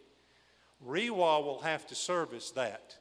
Woodruff cannot service that legally, neither can Spartanburg. That means that there'll be a pump station there, and Rewa will have to, if those are built 3 houses to an acre, they will have to run that sewer line, which they've already crossed under to service that place at Willow Creek. And they will run it, and once that line runs up there, then I can't predict, but I watched Woodruff Road over a period of years. I'm not saying that's what I want or anything. I'm just trying to be realistic. And so, and I did check in each of these sites whether things were progressing or whether they had stopped moving. And I saw no evidence. I saw them moving forward. I checked with some of the folks that know some of the developers. We have a significant person who is in touch on our board. Mr. Harrison is in touch. He knows many of the developers. He works with them. And so we also have him as a great asset in other people in our community. I also talked to Mr. Joe Vaughn, who also works with many developers. I was just talking to people in District 4 to see whether they thought that we would continue in this area, and I don't think it's going to stop. I think we've got to deal with it. And if I'm wrong, that's not my purpose of saying that I like it. I'm just saying that we have to deal with it. Oh, school buses, that's the state. We don't pay for that. That's the state. I guess you do if you pay state taxes. I take that back, but we don't pay for that. You qualify for that based on your routes. That's a state-owned bus. The state. Is that, we don't pay for it directly locally. Yeah. Okay. Question. Yes. Yes, ma'am. Hey, I'm Donna Monroe, and yes, I live in District 4. Has anybody approached, we have a lot of huge businesses already on 101, 290. Have they been approached as far as donations before we get into the $100 million bond? I have, done some research over the past couple of days, and a lot of school districts throughout the United States have done that, and business have been willing to donate. Have we done that yet? I'm sorry, and anybody else as well. We have not. Our businesses are taxed for general operations and teachers at a higher rate already than others. I understand the concept. You can go and get a donation, but our businesses pay more for general operations because we just don't have that much. So they're already paying a disproportionate share. So if we went to them now, I think they would. All they can do is say no. Well, if anybody's here and runs any business and wants to contribute, no, that's not what I'm talking about. BMW, Michelin, Keurig, Dr. Pepper, all those gigantic businesses. Well, Michelin is on a fee in lieu through county council. The assessor gives us however much we get from them and to the other entities, the fire and other things. So, but they have not been asked. They have not been approached. But I think their last payment was.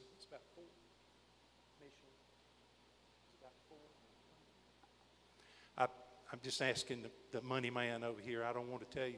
But I think their contribution right now is about $400,000 for general operations. So they're huge. And, they might help us with a project, class is doing some type of volunteerism, but they're probably not going to help us with that. In terms of, if you're talking about impact fees. No, I'm just talking about donation towards our new high school that we're getting in District 4, where their employees will most likely live and their children will come to our schools. Well, we Let's don't. ask them, why not? What's it going to hurt? It won't hurt. Thank you. Certainly, good point. Good point. Thank you. I don't really understand how all this works, but how closely does the school board work with the city council? And in conjunction with that, do we know, I've heard rumors that, I've been at BMW for 27 years. I've heard BMW is going to build a battery plant.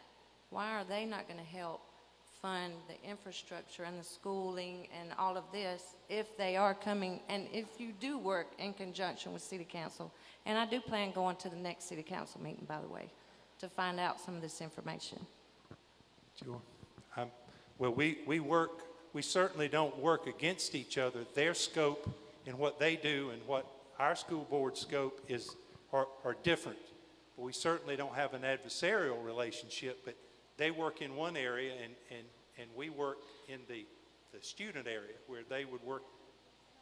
Now, if any industry comes in or a large industry comes in, remember, as I tried to give an example a few minutes ago, the more of those folks you introduce to this room and you're asking for the same amount of money, that goes down. Everybody wins. More people are bringing to the pie.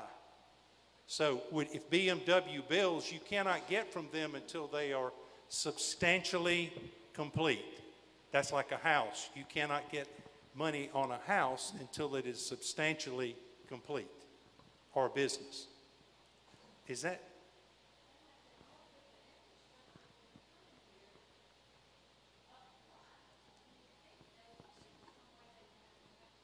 Right. I understand. And one thing, since you work at BMW, I've been to a lot of the companies, and they say they care about the communities that their employees live in. So if we have a group of Woodruff employees that work at BMW, ink a letter, ask to speak to a supervisor or somebody who writes checks to see if they really are willing to put their money where their mouths are when they say that they want to invest in the communities where their employees live. So in addition to our leadership doing it through government outreach and relationships and partnerships, also, if there are groups of employees that work at BMW, Michelin, Dr. Pepper, some of these other companies, ask to see. Amen, sis. I'm with you. Okay. Amen. Yes, ma'am. Is there? That would be a great question when you go to city council to ask them.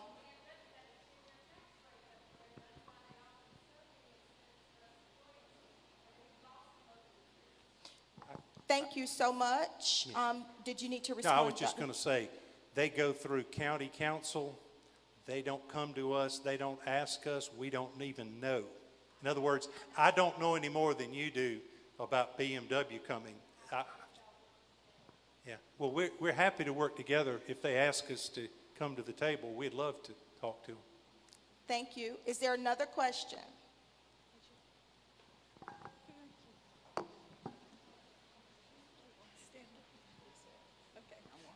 Miss Miranda, she has to come to the carpet. Sorry to be so dogmatic about that, but we need to stay consistent. Okay. Hi, I'm Karen Page Davies, and I do live in District 4. I had two comments that I wanted to say first. One is regarding the businesses donating. I think we could ask them to build a BMW ball field. Take the leadership role. Let's get on it. We might can go out there and do that. Next. The other thing is, I think when we were talking about the schools moving and the fields building activities, like the ball fields and things like that, one thing I think we didn't think about is when you move the middle school to the high school, those practice fields will still be used by the kids that are at those schools. The schools, the number of students that will be there will certainly take over and use the things that are there already, meaning that the other fields that we're going to build will certainly be used by the students that will come into our area. The other thing, I think that when we've been talking about all this tonight, I don't think we realize how education is funded. I think a lot of us don't understand the effect that the way our government operates and gives us funding for the schools, such as like Act 388, when it was instituted, changed the way that our schools and education was funded. I do believe. I might be incorrect, but I think that affected things a lot. So I think what we need to think about is, where all the money comes from, and not just, and say, when we think about whether we need the school, we know we need the school and how we are going to be able to afford it, and make sure that we are offering the best education that we have for the children that are coming to our area. I don't have children. I am thoroughly 100% in favor of educating our public because it affects everything we do. Thank you, Ms. Davis. Is there another question? Pastor Scurry, can you make your way down here to give us the closing prayer because we are about to wrap up? What we're looking for now are new topics. Are there any topics that we have not raised in the auditorium? There are a couple topics that I want to raise from our social media questions, but are there any other new topics that we have not addressed? And we'll take your question next, sir, with the shades, and then we'll take your question, and we'll go ahead and take yours now. Okay, so the new question, you brought up impact fees. So all these new houses are coming in, and they're not contributing to the school system, right? And I don't know if you guys can answer this. It's more of a city question. It's come to my attention that there is an impact fee. I haven't confirmed it, but according to the Woodruff office, there is an impact fee. How much of that impact fee do you guys get? From what I see, it looks like there's $1,100 of that that's going to the police department. You need the police. I'm not disagreeing with that. Then there's $3,800, I believe, that is going to Parks and Recreation. So if we're building all this new stuff up at the high school, can't the district allow these Little League teams and other people to utilize the facilities there? Because this impact fee that the city of Woodruff is now taking, it's like $17 million that's going to go to Parks and Recreation. And what's your name, sir? Scott. Scott, that question would be most appropriate for the... And that's why I said they may not be able to Yeah, answer it. But yeah. I wanted to know, just so everybody knows, the city of Woodruff, how much does the city of Woodruff contribute to the schools? We do not get any of the impact fee. The impact fee is through the city as an offset. Right. So the city doesn't give anything to the school system. No. Just one point. Just one other quick thing. I think with your whole portable, if you explain to people how other districts and other counties and other people use them and keep them safe, we keep saying safety, and I understand safety. Safety is a big priority. People look at it and go, well, Lawrence Academy, I know it's a private school. They've had modulars out there since 1997. They're still using them today. They're actually building a new school. They moved the modulars up front, and now they're still utilizing the modulars. If you just explain to people, this is the best, and this is the reason, and this is why we're better than other districts, I think it'll be an easier sell to get it. I mean, people say, well, I've been bashed on social media. Everybody's seen my post, I'm sure, that you're against the school. I'm not against the school. I just want transparency. This is what it's going for. This is what it's going to be, and this is what we're going to end up with.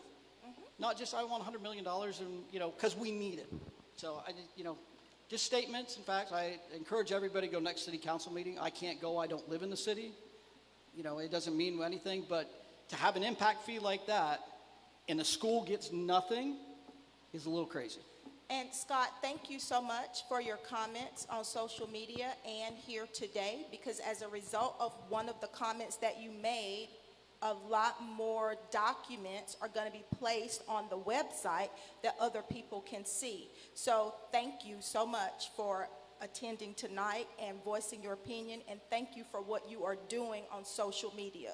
So I think just because you have a different opinion, it doesn't matter. This is what our democracy is about. And so I want to thank you that this process is going to be even more transparent with more documents that people can have access to on the website. So thank you. Well, I appreciate you guys putting all this together and staying here and listening to people like me. But like I said, and that was the biggest thing I was pushing on the social media, the transparency. Show me where it's going. Show the other people where it's going. It's easier to sell something if you can feel it, touch it, taste it, see it. Okay, thanks, Scott. Sir? He covered it? All right, way to go, Scott. Okay, this will be the last question unless there's a new topic. Yes, ma'am. That's some pressure to close out the day, maybe. So I believe in schools. I believe in education. I believe in education increasing our property values, and this is all good. And I believe you guys are doing a lot of really great work to advance that and continue that. And I do support the idea of continuing with this. I think my heartburn right now is it seems like you guys are just getting information from the architect, yet you're asking us on August 11th to commit to giving you $100 million. So for me, it seems like too little information, too late for me to really make an informed decision about committing to that.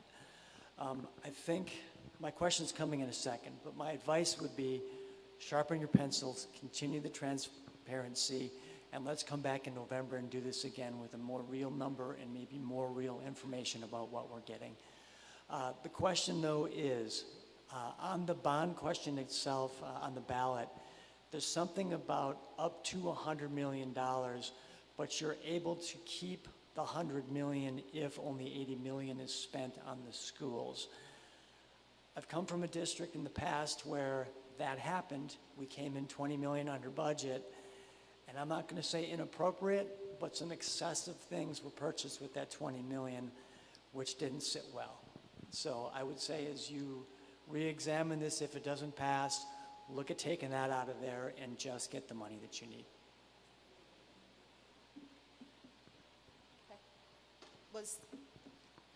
Was there a question in that? The question was, is it correct that you guys are going to pull the full $100 million, whether you need $80 million or $75 million, or how does that work? I don't want to pay for stuff. I don't want to put money in the war chest. I only want you guys to take what you need. Right. It would be, when it says up to 100, we're not going to, it won't be 100 million. If you pass it, it gives permission to not exceed that for the explicit purposes of what's stated. And it's actually, as you said, on the ballot. We don't have, you can't save bond money. You know, again, I continue to see things about, I'm told about why did the board not save money over time? The board in debt service, the board can't save money. They can only issue tax. So your point's well taken. I understand it. Yeah. Be transparent. That's back to Scott's point. Be transparent, and also, you know, let folks know and use it for the intent purposes that you say you're going to use it for. Yeah. Is that? The reason of the question is there was verbiage in one of the documents that made me think that, you know, that money could be used for other things that was part of the bond issue related to school needs. So if it's only about the improvements and about, you know, the other schools and the improvements there, you know, we're good. Okay. Thank you. Thank you so much. And I know you asked for additional time, like putting it on the ballot in November. I just want to make sure that it's crystal clear that this is going on the ballot August the 11th. So don't say, oh, well, they said at the town hall meeting November 11th, and that just wasn't transparent. I mean, November. No, this is not happening in November. This is happening August the 11th. So make sure, as Dr. Liston said, it's on a Thursday, August the 11th. So know where you're supposed to go and vote on August the 11th. Okay. Come to the microphone and ask that question. Well, and then we had somebody new to come up with I'm sure, a new topic, so we'll take that. And there's always a caveat. So I am willing, as Dr. Liston has said, to stay here as long as you are, but we just want to get some new topics in. Yes, my name is Ashley Hutchins, and I do live in District 4. And the question I have is, I understand that we don't have to take the whole $100 million all at once, and we might not use it all. It's the number up here, and we're hoping to fall below, correct? Okay. So my question is, once this decision is made, will anybody from the district office, from the board, or possibly a new hired person work towards bringing in grant money to kind of take care of some things that could possibly be taken care of and not out of our pocket, basically, and then we end up spending less money? Could we hire somebody, or is there somebody in the district already that could serve that role and help us save money in the long term? Right. It's great question. We do have someone now that works with Title I, Title II, 3, 4, 5, and you can write grants for Title IV. I know we're in the weeds now, but we do have a person and works with Title IX. So yes, we do have a person to solicit as much as we can get, because any write-off there is going to be helpful to us. And I still think I can't divulge it because the person asked me not to yet, but I think we could get some help on the roads. But if I told you we're going to get help on the roads and I can't come through, then I've not told you the truth. So we're working on that part of it as well. All right, sounds good. Thank you. Great question. Thank you. The question about why the election is on August the 11th instead of with other elections. Can you speak to that, Dr. Liston? Well, there's anyone could debate that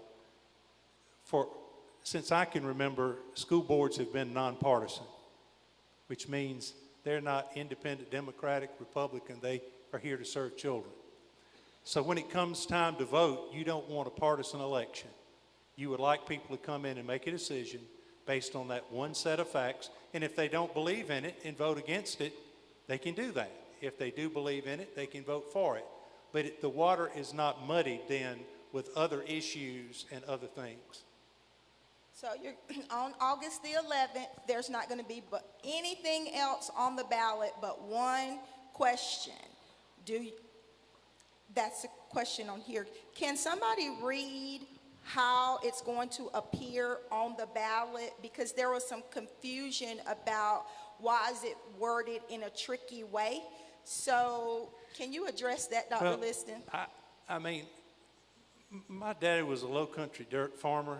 My mama was from the mountains up around Mountain View, but they knew what opposed and in favor meant. And if you're in favor of something, it usually means you're going to vote for it. If you're opposed, you're against. And it says everybody got a mail out of the actual question, and it says opposed. There's no trick there. If you're opposed to it, that means you're going to vote no. That's what you check.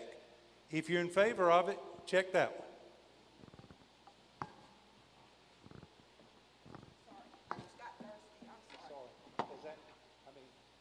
Does that answer that question? Okay, and final, yes, Scott?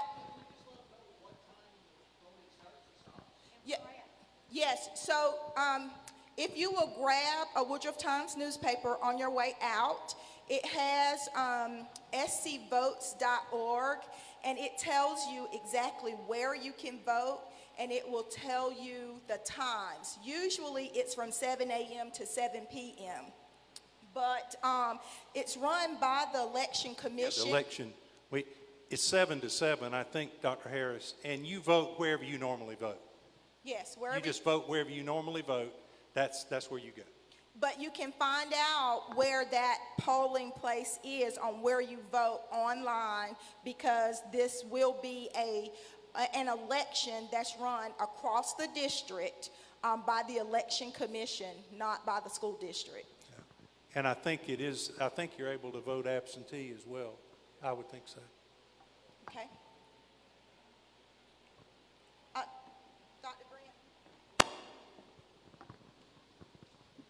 I'm not sure about this. You'd have to check with them, but I think you can vote 2 weeks early if you go to the Office of Voter Registration in Spartanburg at the county offices across from the Memorial Auditorium. I think that's right. So you better check before you go. Check and verify, and that's why we kind of gave the website so that you can be empowered to find out that information on your own, on where you're supposed to be, when you're supposed to be there. But it is August the 11th. Yes, ma'am. I was told back in early 2000s that we may or may not have purchased some land on Varner Road to build a school there, maybe a 9th grade school only, or maybe a new elementary school. But my main question is, have we purchased this property for the new high school? And if so, how much have we spent for the property? Right. The 34 acres on Varner Road was not purchased explicitly. It was just for any future use. It was never determined a high school, you have to have right at 100 acres. So they wouldn't office the school facilities, and DOT would not let us use that 34 acres. Now, can the district sell that 34 acres to help offset the taxes? Absolutely, up to the 9 people when they get ready. But I'm hoping they'll wait till the sewer line gets run across there so it'll be worth more. So do we already own the land that the high school is supposed to be going on? Yes, ma'am. It was bought from 7 different landowners. It's between Allendale and 146. If you're going out of town by the primary school, it's down, Miller Road is on the right. Mm-hmm. And then down on the left down there, there's an old white house that's fallen in. That's part of the track, but it goes from there back over to Allendale. And if you look at the layout that everyone got in visions, I know it's not as clear there, but we want to get it to everybody so they could see. The school would be about a football field and a half, estimated off of 146, so you can do what the DOT says you've got to take that traffic off and off the main road. That's in the design. The parent drop-offs in the front, student drop-offs in the back, and then we want to leave as much vegetation as we can on that property with trees because of the community and other folks there. Well, why do we purchase the property without even knowing if we're going to build a school? Well, if you don't, technically, if you don't, I would say that if we didn't purchase the property, you would have probably spent 2 or 3 times more for it now once you knew you wanted to build a school. Let's put it like this. In your investment as a taxpayer, if we had to sell that property, we're going to make plenty of money back off of it. It's not going to be a loss. If we wait, many times people will run the price up, and it's very difficult to find land. We had a tough time finding the land that we thought was appropriate. We wanted to be close to the other schools so students weren't on the bus as long, and we don't pay as much for transportation and that kind of thing. We wanted it in proximity.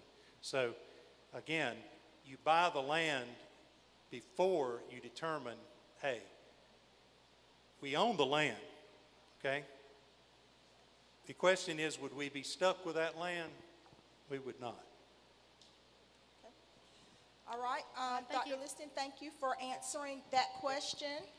It looks like we have answered all of the questions under the different topics. I do want to ask 2 questions I have to disclose because this question is about the South Carolina Lottery. I am a commissioner on the South Carolina Education Lottery appointed by Governor McMaster, and I'm grateful for that appointment. But this question is about what happens to the South Carolina Lottery for schools. Is there any money from the lottery from schools?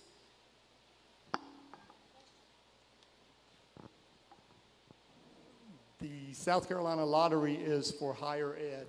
The local K through 12 no longer gets lottery funds. Okay.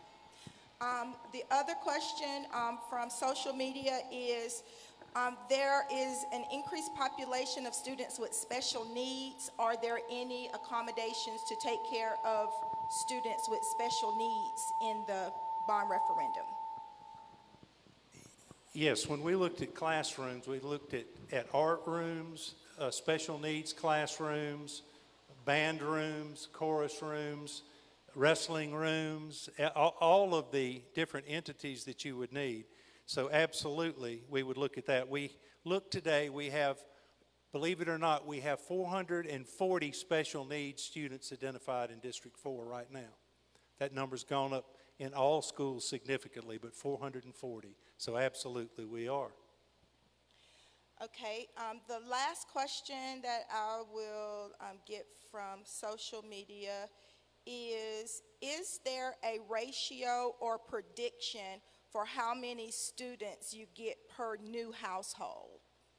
There is. We had to find that out through demographers, and then we went back the old-fashioned way. We worked it in reverse. I'm an old liberal arts fella, but I will tell you this. There's been what I tell them is 0.6 people is what they told us per household. I said people in Woodruff don't recognize 0.6. The easiest way to do that is 1 person for every 2 houses built. 1 person for every 2 houses built. We went to the 2 developed projects. We went to Ellington and we went to Pearson Park. We took the names of the streets and then we did a reverse lookup to see how many students we had in those 2 developments. And there's 44% in one of them and 66% in the other one. If you add those, you really can't add percentages, Ms. Neal, I know. But if you think about that, that's pretty darn close to 50% for 1 for every 2.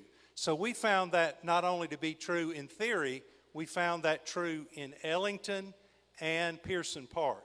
And that made me feel better because when you start, it's not saying you can't have 3 in one house. That's an average, okay? But that's what the average for those 2 developments were. 1 for every 2 houses built, Okay. particularly in single-family homes. You do not have the same demographics in Willow Creek. You do not. You have a different demographic there, a different age person. But in the single-family homes where you're building 2 or 3 houses on an acre, that's the demographic, and that's what I believe we're seeing in most of these areas. Okay. Although these are not kind of questions, I'm not going to ask questions. I'm just going to say there have been several people on Facebook who are asking, if you've never voted before, where can I find out where I can vote? I think that is a testament to how important this issue is, that some people's first time voting will be on this school bond referendum, because education is really just that important to our community. Also, I noticed someone made this comment, and I know I was a Woodruff cheerleader and I like to stay on the positive side, but I'm going to highlight this. Some person has said, and I'll just say it, Wayne, since he put his name out there, Wayne Wood said, it's a done deal. They are just letting people talk about it. Let me assure you, this is not a done deal until August the 11th happens. You will determine whether this deal is done based on every single vote that happens on August the 11th. You can be as angry and as mad and post as much as you want to post on social media. If you do not show up to vote, it means nothing. So if you want to vote yes, you need to go to the polls and vote yes on August the 11th. If you want to vote no, go to the polls and vote on August the 11th. All of the talk is for information. And this may be the last town hall meeting that we host, but go to the district office and ask questions. Ask questions of school board members that you voted on to be your leaders. Call them. Don't let this feel like a done deal. This is our democracy to defend and protect with our vote. And nobody can take that away from us. Nobody can take your voice away from you other than if you decide to stay home. So please, you may disagree with all the information that you have heard tonight. You may agree with all the information that you have heard tonight. It will not matter if you don't go out and vote on August the 11th. So we are accustomed to excellent schools and excellence in Woodruff Spartanburg School District 4. I am so proud to be a graduate of Woodruff High School. I am so proud to be a part of this community. I love Woodruff. And I thank God that he has smiled on us tonight and honored our request that we have a civilized discussion where we have come and reasoned together. I'd like to thank our board members for coming and being with us. I'd like to thank our principals. Mr. Lawson, I didn't say your name earlier, but hello, I'm glad you're here too.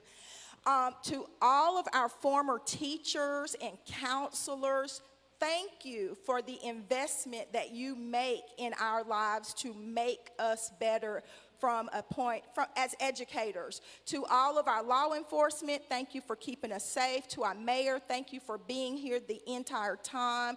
To the Woodruff Times staff, thank you so much. And to every citizen in Woodruff, to all of the 200 and so people who followed us on Facebook and watched this, I encourage you to go through, look at some of the comments. They apply to the city as much as they apply to the school board, so that we can continue the dialogue about the school board referendum. Miranda, thank you.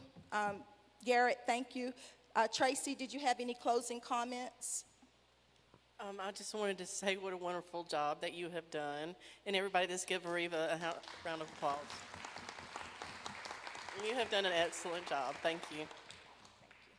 Okay, Pastor Scurry, if you will come up and give us a closing prayer. If everybody want to stand for the closing prayer.